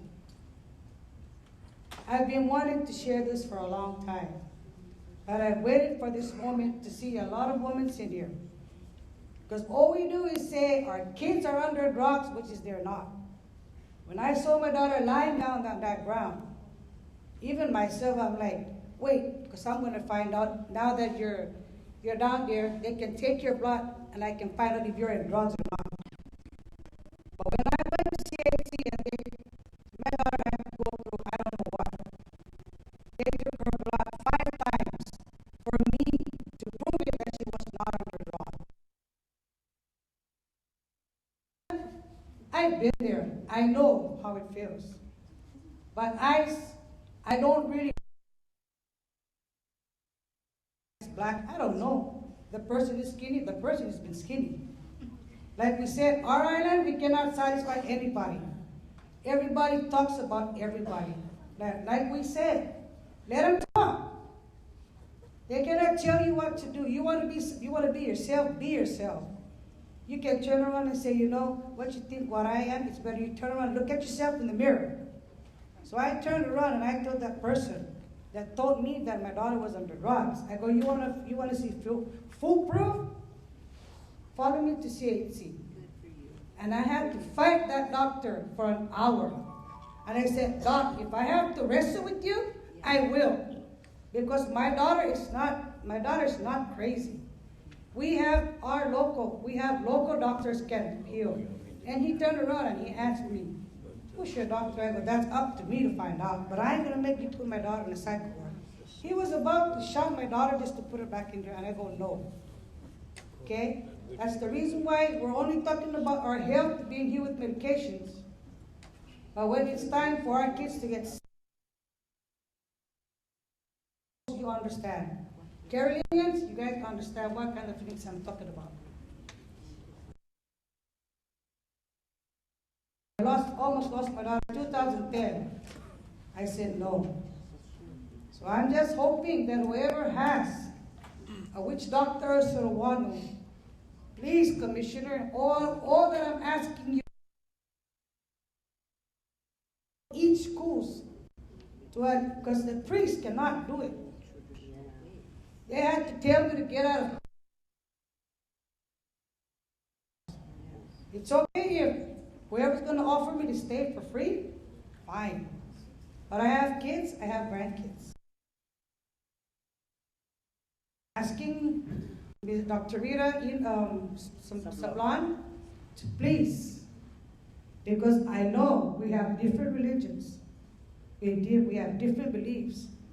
But me losing my daughter in that situation, being killed in not a natural way, I will not accept it.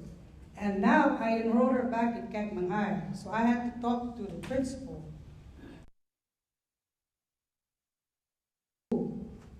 There's a time when I wake her up and she says, Mom, I don't feel good. I'm not going to force my child. But since I'm happy that you're here, and I please pray for you that you accept each course. Please. The priest cannot bless those stuff out. It's only the Sorowana that can do it. Because it took only 3 days and I was happy. I prayed that Sorowano healed my child. I'm a low-income parent. My husband's the only one working.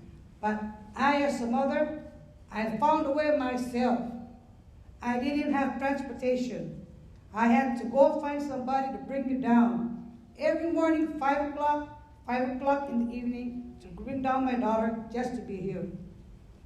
Because I, as a mother, I don't care what I do. If I have to walk from Kakman down to a quartermaster, I will. Yeah. And I just hope all of you parents can do that because I used to do it. I used to do it. Good mother. Good mother. And I tell you guys right now, our kids is our lives. Yes.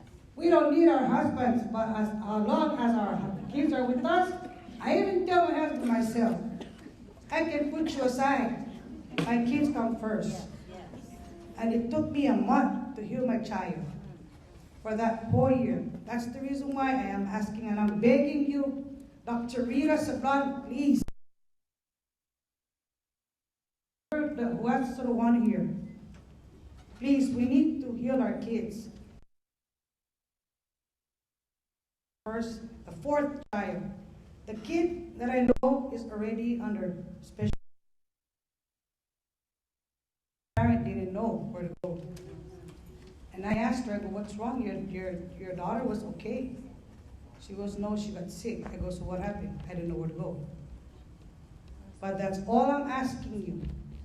Please, we need our schools. Find a way, but our priests cannot chase the people that were there before us. If it's just a dead cow, it's okay. But we're thank you.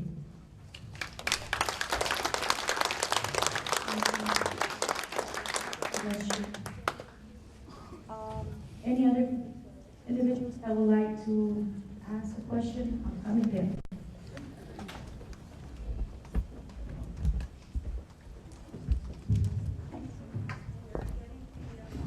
Sir.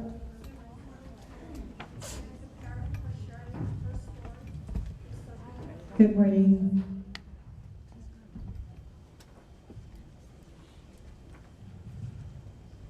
I'm sorry. Dr. Sablan, were you able to? I just wanted to commend the parents for speaking out on behalf of their daughter. It is certainly something that I'd like to understand more, and I'd like to welcome her to maybe meet with me to discuss this issue. Thank you. Are you able to hear what Dr. Sablan? Yes. You'll meet with her. Well, I just want to congratulate all the speakers for this morning. I also would like to extend our welcome to Speaker Wampat. You spoke so highly of everything else that we are facing here in the Commonwealth. Thank you for being a part of that group. I do have several issues which I would like to share. Of the fact that we entertain the idea of the medicinal marijuana, I would like to ask Senator Sixto, thank you so much, to being the author of the bill, to pretty much share with us, with the women, on the findings of the legislature for that particular bill that you introduced. Since it is the women that are interested to hear. I'm sure not most of us read the articles on the paper, but I'm sure that you can share with us your findings for that particular bill. Thank you. Thank you, Senator, for accommodating the question. Thank you very much. And first of all, thank you very much, CNMI Women's Association and panelists, and ladies and gentlemen.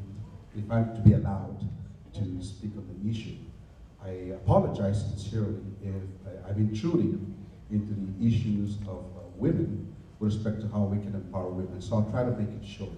First of all, I think I would like to agree with Speaker Wong-Pat. There's an article today that I was actually quoted.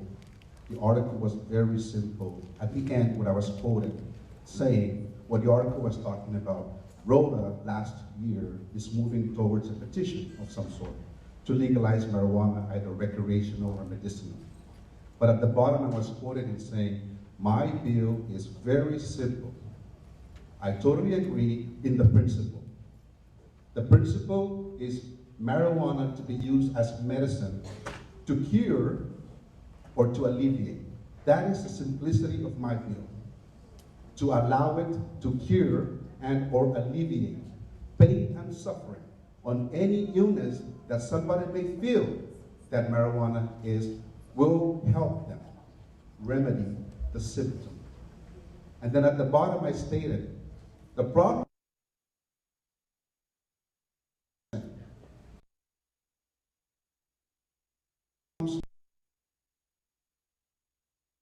it does not become law, but it will at least promote something.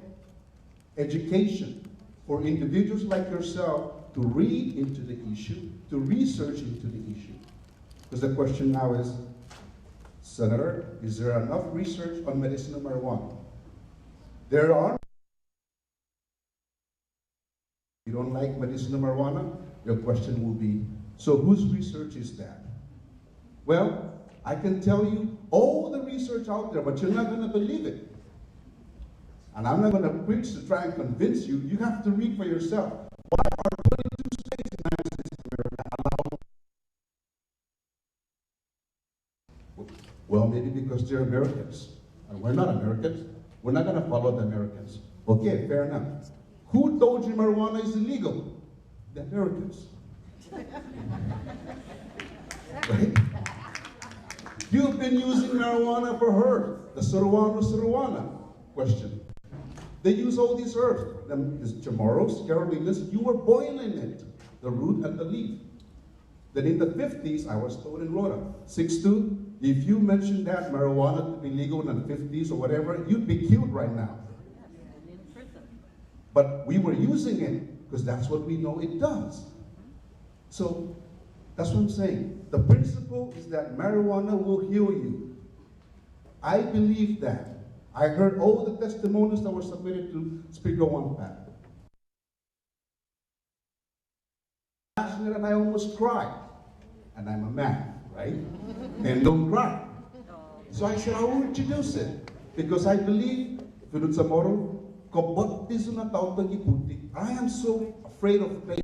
I cannot withstand pain. I don't have cancer. I don't have any form of illness. Knock on wood, hopefully I don't get it. But if I ever get that pain, well, I started AMP, which is Anatomy and Physiology of the Human Body.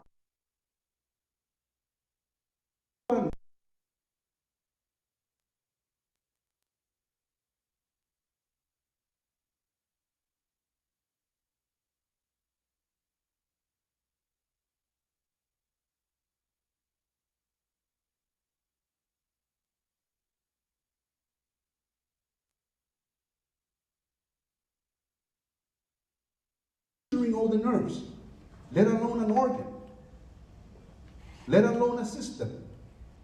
If you're a human, well, a lot of people say, this is the one that I'm really, it was painful to hear. Somebody said in an open forum, those people who are sick, let them die, that's their own doing. Seriously? Now, For me, it's compassionate. I'm not going to campaign to make it work for you, that you're going to all of a sudden agree. But it is an herb. 22 states in the United States are allowing it. Most of them are medicinal, if not all. And only 2 are recreational, allowing it to open up. And I've been reading a book by Dr. Gallagher. Dr. Gallagher is actually living in the CNMI, and he wrote this book. And this book is used by doctors in medicine school, and the title is Illegal Drugs. And he states he went from the history of the drug, long time ago, to today. And marijuana is one of those drugs in there. And narcotics is not marijuana. Narcotics are opium. Nowadays, when you talk, you say narcotics. All because of the 1930 or 1970 Marijuana Act. Do I know these things? No. I've been reading. Every day I've been reading. And that's why I'm thinking, same thing as what Speaker Wanpat said. Read so you can see it. Read so you can understand. So you can decide. Do our people need it? Is marijuana going to turn this society into a whack? That's what I'm scared of. Seriously, as a senator, I ask myself one question. How can I live in 20 to 30 years this act and it becomes law, and all of a sudden the whole society in the CNMI is whacked? Whacked up because everybody is high. I really don't know. That's why I stated in my quote this morning, recreational marijuana, we do not want entertainment. That's something that people should entertain. Medicinal marijuana, though, I believe, is something that the people need a choice and option to get. How does it help you? Simply put, it's not from FDA, but there is a cannabinoid system, a system that's within your body, that's all being done through other research that are not being sanctioned by FDA, because FDA is saying marijuana is a Schedule 1, it's illegal, I don't want to talk about it, I don't want any research on it, I don't want to see it. But people are saying there is a cannabinoid system in your body that exists. And in marijuana, aside from THC, THC is the one that makes you stoned and high. There are cannabinoids in there that bonds with your system. And nobody knows why, but somehow there's a miracle drug. Because the cannabinoid mixes with your system internally and naturally heals you. Just like a plant that you put outside and survives under ultraviolet sun. That's what marijuana cannabinoid is doing with you. And of course, it's not perfect. You can destroy it, meaning abuse it if you want to. If society wants to abuse it, they will abuse it. If you want to make it work, make it work. There was an arrest in, and I'll be transparent, in Colorado, just over a week. They arrested this entity.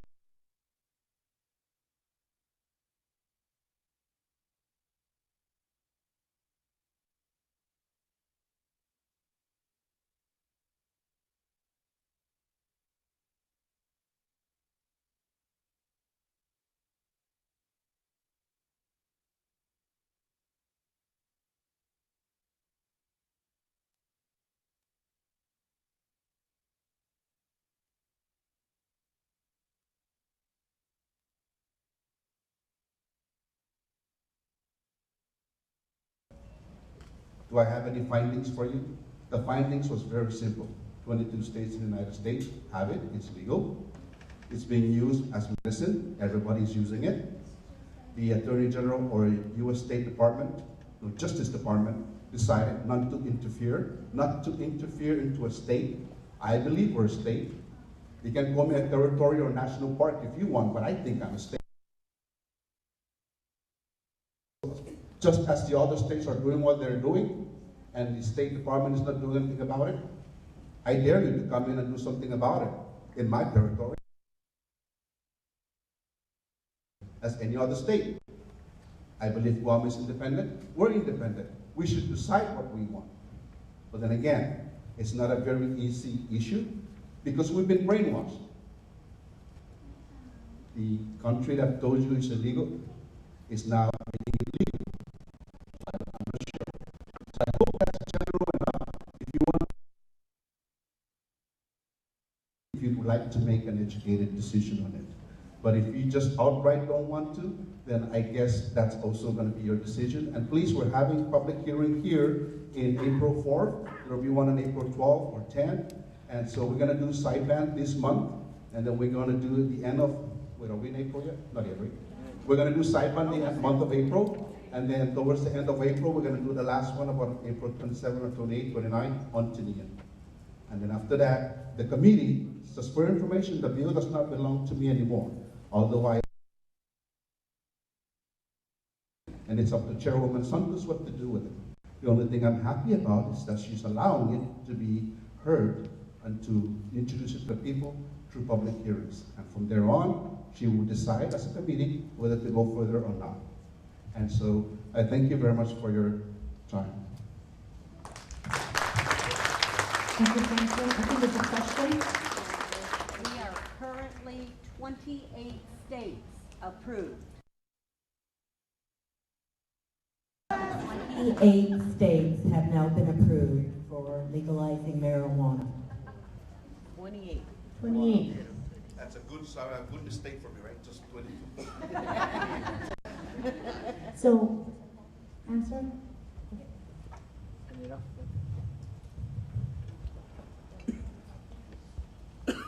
Okay, so that's correct. It's 28 states, and I think there's also 3 for recreational. I think the state of Oregon passed theirs for recreational, Colorado and Washington State. As a public health concern, the only thing that we're going to go ahead and lay it out there is that we don't feel there's enough scientific evidence that shows that this is the answer.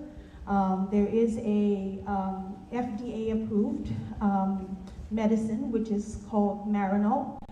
There is, of course, it doesn't come with the high, so but it is there. And I think it's a great thing, the hearing, before the hearing, educate yourselves and talk it out and what we feel is the best for the CNMI. And again, I'm not going to say that I'm for it. As a public health individual, I'm going to say that we are against it only because of the fact there is really no scientific evidence that shows that it cures or it takes care of the diagnosis, or the symptoms of cancer. Thank you.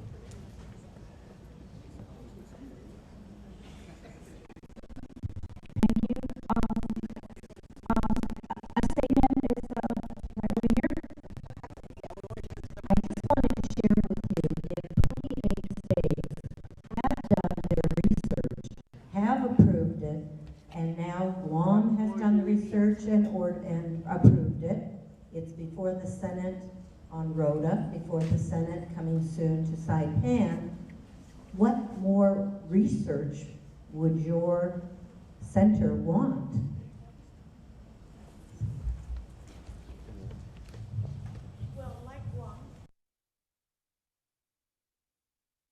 I just want to say I think it should be open to the people. I think with Guam had it voted on, and I think it's important that the people speak up and not, basically vote for it. Again, this is a public health concern only because of the fact that there is no scientific evidence. Again, we're just dealing with science. I mean, in some days I feel like I should smoke my but I am not going to go out there and say that it is, that I'm for it. By pack or by a... The expression is, the proof is in the pudding. That's at least from Canada, where I'm from, or the States. But you ask the people with epilepsy, with cancer, with severe debilitating pain, they are your proof. It is working. I don't smoke dope. I don't even hardly drink or do drugs or anything. I'm a pretty obese.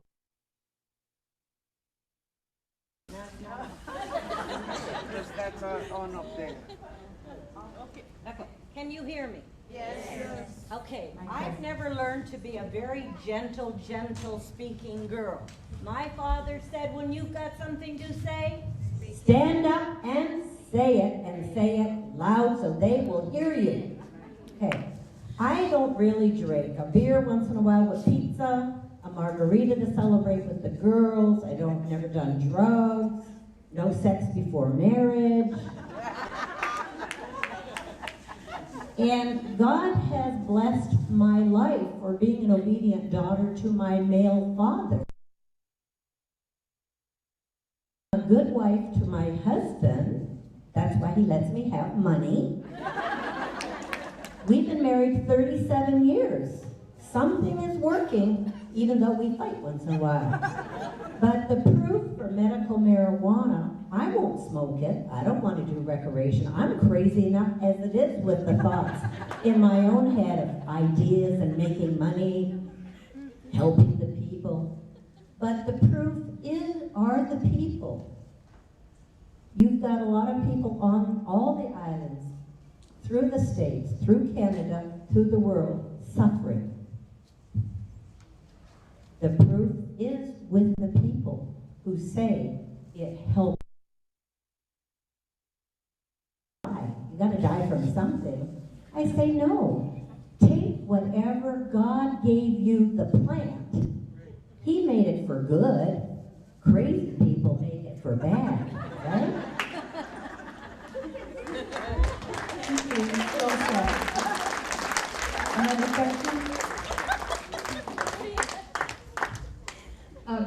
I just wanted to quickly say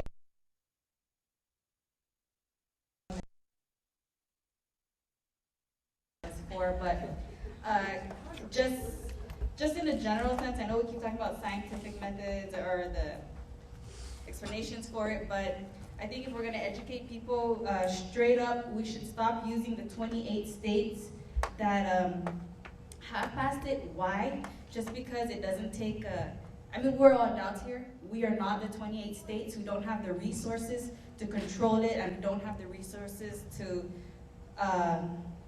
deal with the social ramifications that comes with it. We cannot even control our ICE problem here. The commissioner of DPS said last week he doesn't have enough law enforcement. We cannot even control so many things that we want something. I don't know if this bill, because I have not read it, because quite frankly I'm not into it. I don't know X, Y, and Z that is going to come out of it. So before we start going about and saying, oh my God, look, there's 28 states. I think we need to say, do we even have the manpower here to even control what we have going on here?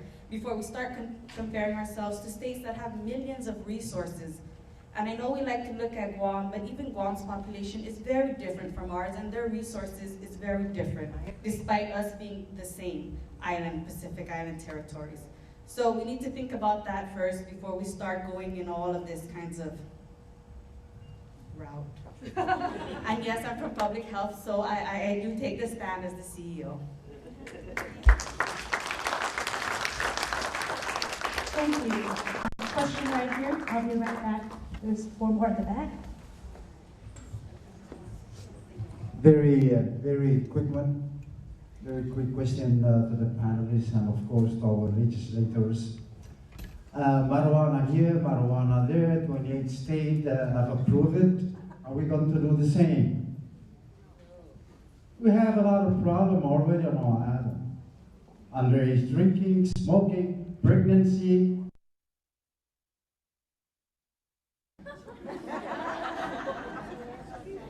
Maybe it's a good thing for the 28 states. What happened, the question is, can we legalize and introduce our traditional healers along with our medicinal understanding that has been with us for generations? My personal opinion, I think marijuana is kind of early. I think we should legalize our traditional healers and our medicinal plant to be part of our public health services. So my question is, can the health services introduce that? Make it our traditional healer as part of our health services program. Can that be done? Can they be introduced? And recognition of our herbal medicine. These are knowledge that will pass down from generation. Along came marijuana, Ben Sunshine. Can we handle all that with the drugs problem on the area? News, accident just the other day. It's awesome. So 28 states. Are we gonna do that too?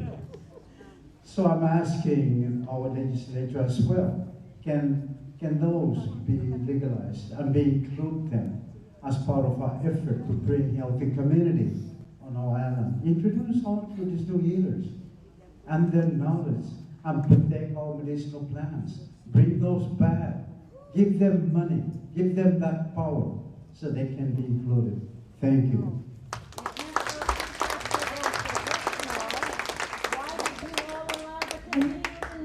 To come in and take the little money you make.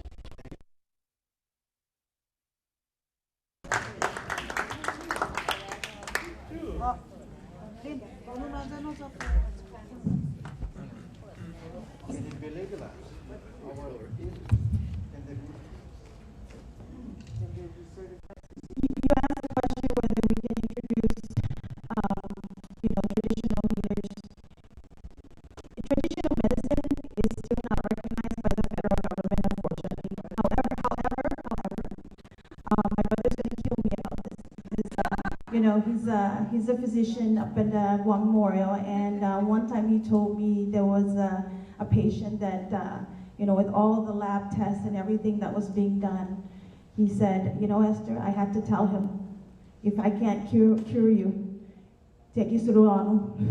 and because, you know, and the thing about it is, talk about traditional.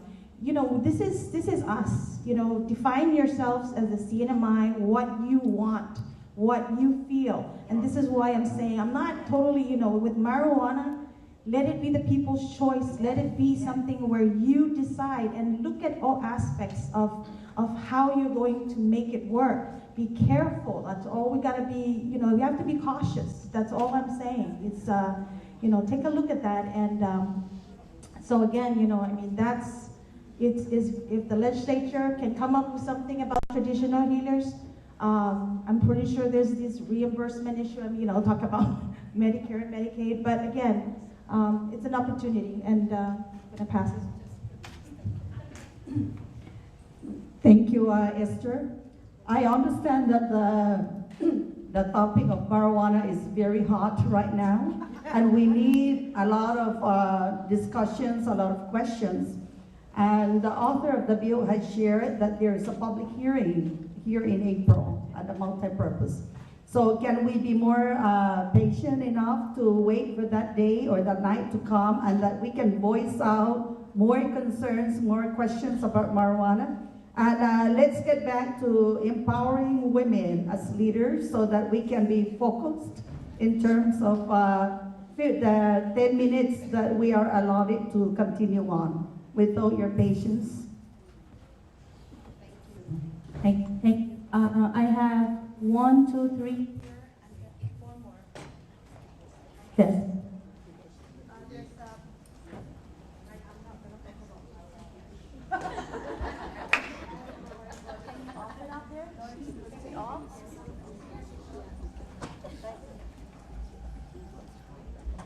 Like this. There's about 5 more questions before I get to final question from Representative Bumuro. So please quickly. Good morning to the 7 lovely ladies out there that we just heard. My question to Dr. Rita is Sablan. My question is, can they do something to help create our counseling for our teenagers in school regarding bullying, drugs, and pregnancy? And the other question goes to Lucy Shelley for DYS. Can they do something for our communities regarding drugs and burglaries and domestic? Can they do something about it? And for sure, empowering us leadership in life. It's respect when there's respect in everyone's heart and everyone's mind and heart. We show them respect, either who we are in life, mom, dad, brothers and sisters. That's the number one thing in life. And love is to show love for our children is number one, especially when they're younger, going out to that out. We need to show love in our kids. That's number one in life. And support, never give up in life. Support everyone, especially in our communities, in our families, and whoever you are. When you come to individual or anybody in life in front, it's number one to give support and give love and respect. Thank you. Ms. Lee, you will respond to that.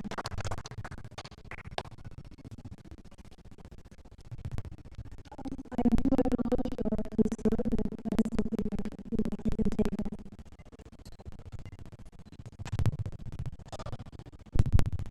Thank you for your question. We do a lot of outreach, and as I said earlier, we are gearing a lot more towards prevention nowadays, although we cannot stay away from our intervention services.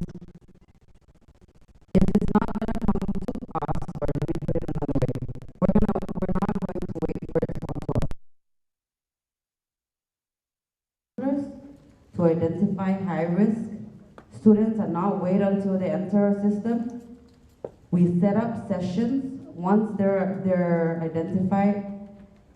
With parental approval, we do risk assessments and then set up sessions to cater to their individual needs.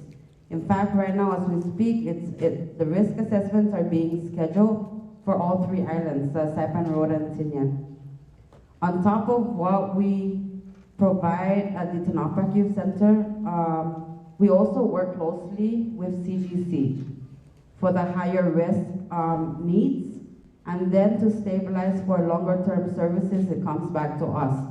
So we contract out additional counselors. We bring in programs and services for prevention. Work closely with the schools, as just like parent education program. We can go do so many outreach, get so many parents to sign up. But really, are these the parents that we need to talk to? Are these the parents that need the help? A lot of them are still hiding. So what we're doing right now is actually working directly with the school counselors. We need to penetrate the homes for those parents to come in and to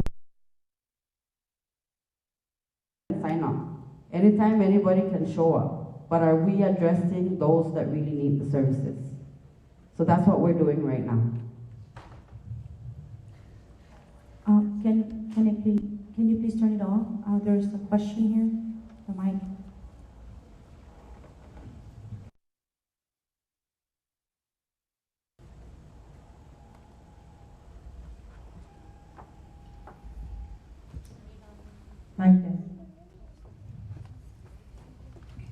This is not a question. I just want to share something with all the women that are present today on this conference that has to do with the theme, Make It Happen. I want to introduce myself. My name is Laura Maloyan from the beautiful island of Rota. I am a mother of 8 kids. I have 33 grandchildren, and I'm a great-grandmother of 4. When we talk about empowering women, we can do a lot of things to make it happen. We don't have to be a political leader. We don't have to be an administrator of whatever, a school principal or commissioner or administrator for CAC. We can be a very powerful leader. I'll share with you. I know that not all of us are born. We can't, like what our senator from Guam said, that women, God gave women a power that most men don't have. As women, is that we can become ourselves. And And by saying that, I'm talking about being a good mother. We talk about education, we talk about health, we talk about other issues, but you know, we can make a lot of things happen within our family. We, as mothers, like what Senator Wongpat said, we possess the ability to be more compassionate. And if we start this at home, I'm pretty sure, you know, that we can make a lot of positive changes on our children, and we don't have to have all the law enforcers do their job. Being in your house, you can also control your husband. I'm not saying to control it in a negative way, but I'm saying that in a positive way. If we do our job as mothers, we make sure that when our kids come from school, we check what are they going to do the next day. We sit down, we make time, we talk to our children about their homeworks. Empower ourselves, you know, to be very strong in that. Make sure to do also our job as wives. So we can also empower ourselves to do that, to make sure there is peace. Those are the things that we can do as women. We don't have to, like I said, we don't have to be a political leader. We don't have to be an administrator. But we should empower ourselves first as mother. Let's start at home. It's very important, you know, that we do education at home. We educate our children. Every day before our kids go to school, it's good for mothers, you know, go greet your child and say, have a good day at school, my son. Have a good day at school, my daughter. You know, there are a lot of kids that they're not saying it, but believe me, they want to hear that from their parents, and especially from their mother. So women, please, issues at school about delinquent children, kids on the street, you know, doing drugs and everything. But I know that we can minimize those problems if we only do our job as mothers at home. Thank you.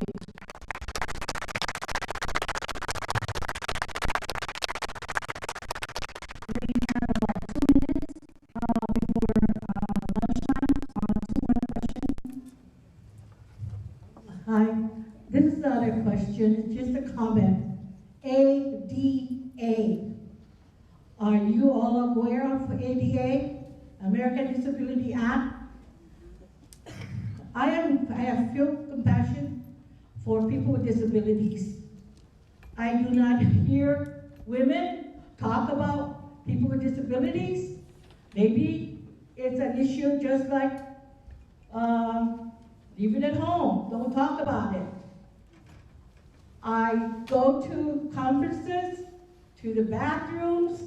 I do not see it accessible. It does have the logo, wheelchair, being accessible. It is not accessible.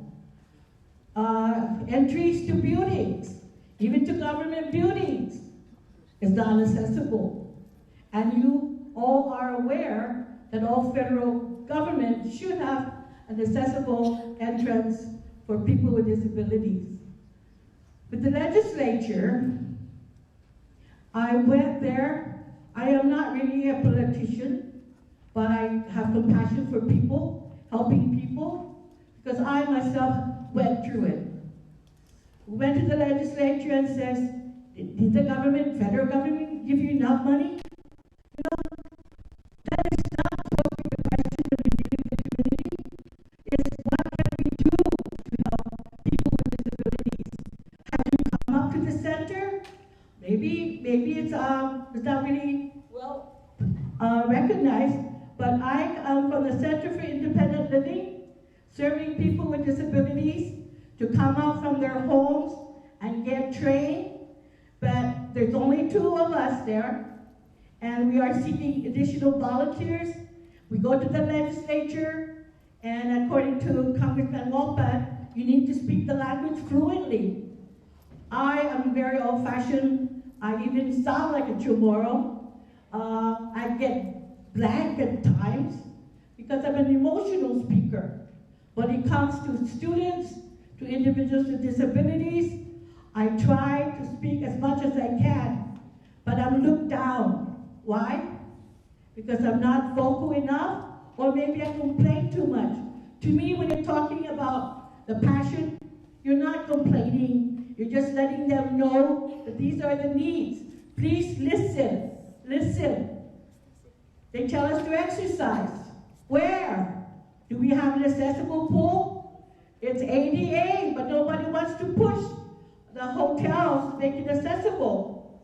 I can't do it alone. I hope the legislature can help, but they have to have ADA. I hope that one of the legislators will bring that up and maybe make it a mission. Check health. And also, we don't even have sidewalks. And I can't even drive this around to Saturday market, or excuse me, Thursday night market. I want to go out. A lot of us want to go out. But women are women not like men are more embarrassed. Sorry. I think women are more willing to go out than men. And I do want to go out because staying at home is not for me. And I want it to happen.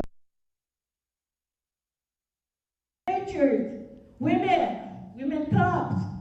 Let us all seek help for people with disabilities. Thank you. Thank you, Lee, and thank you for bringing all the members of the Center of Living, Independent Living. The last speaker or question is coming from Representative Umro. Thanks, Deb. I think when we put together, the committee, the planning committee tried to put together this, or to put together the summit. The intent is to have this panel to provide us with the information that we need, women and men, to be successful leaders.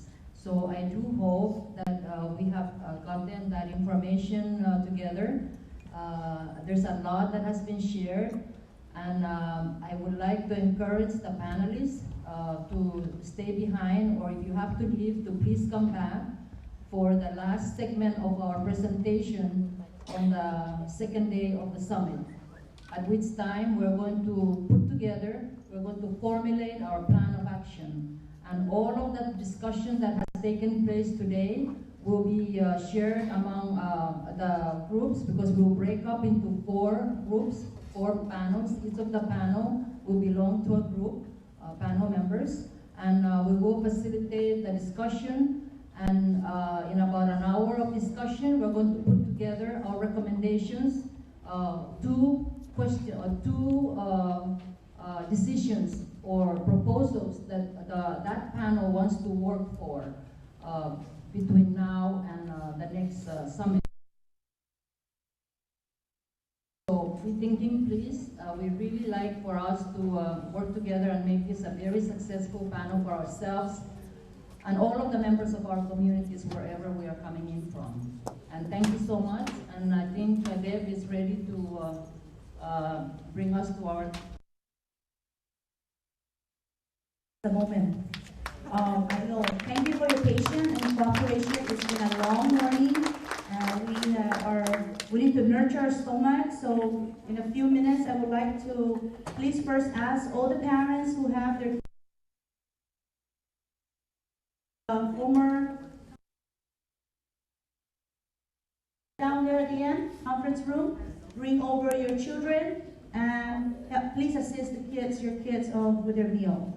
And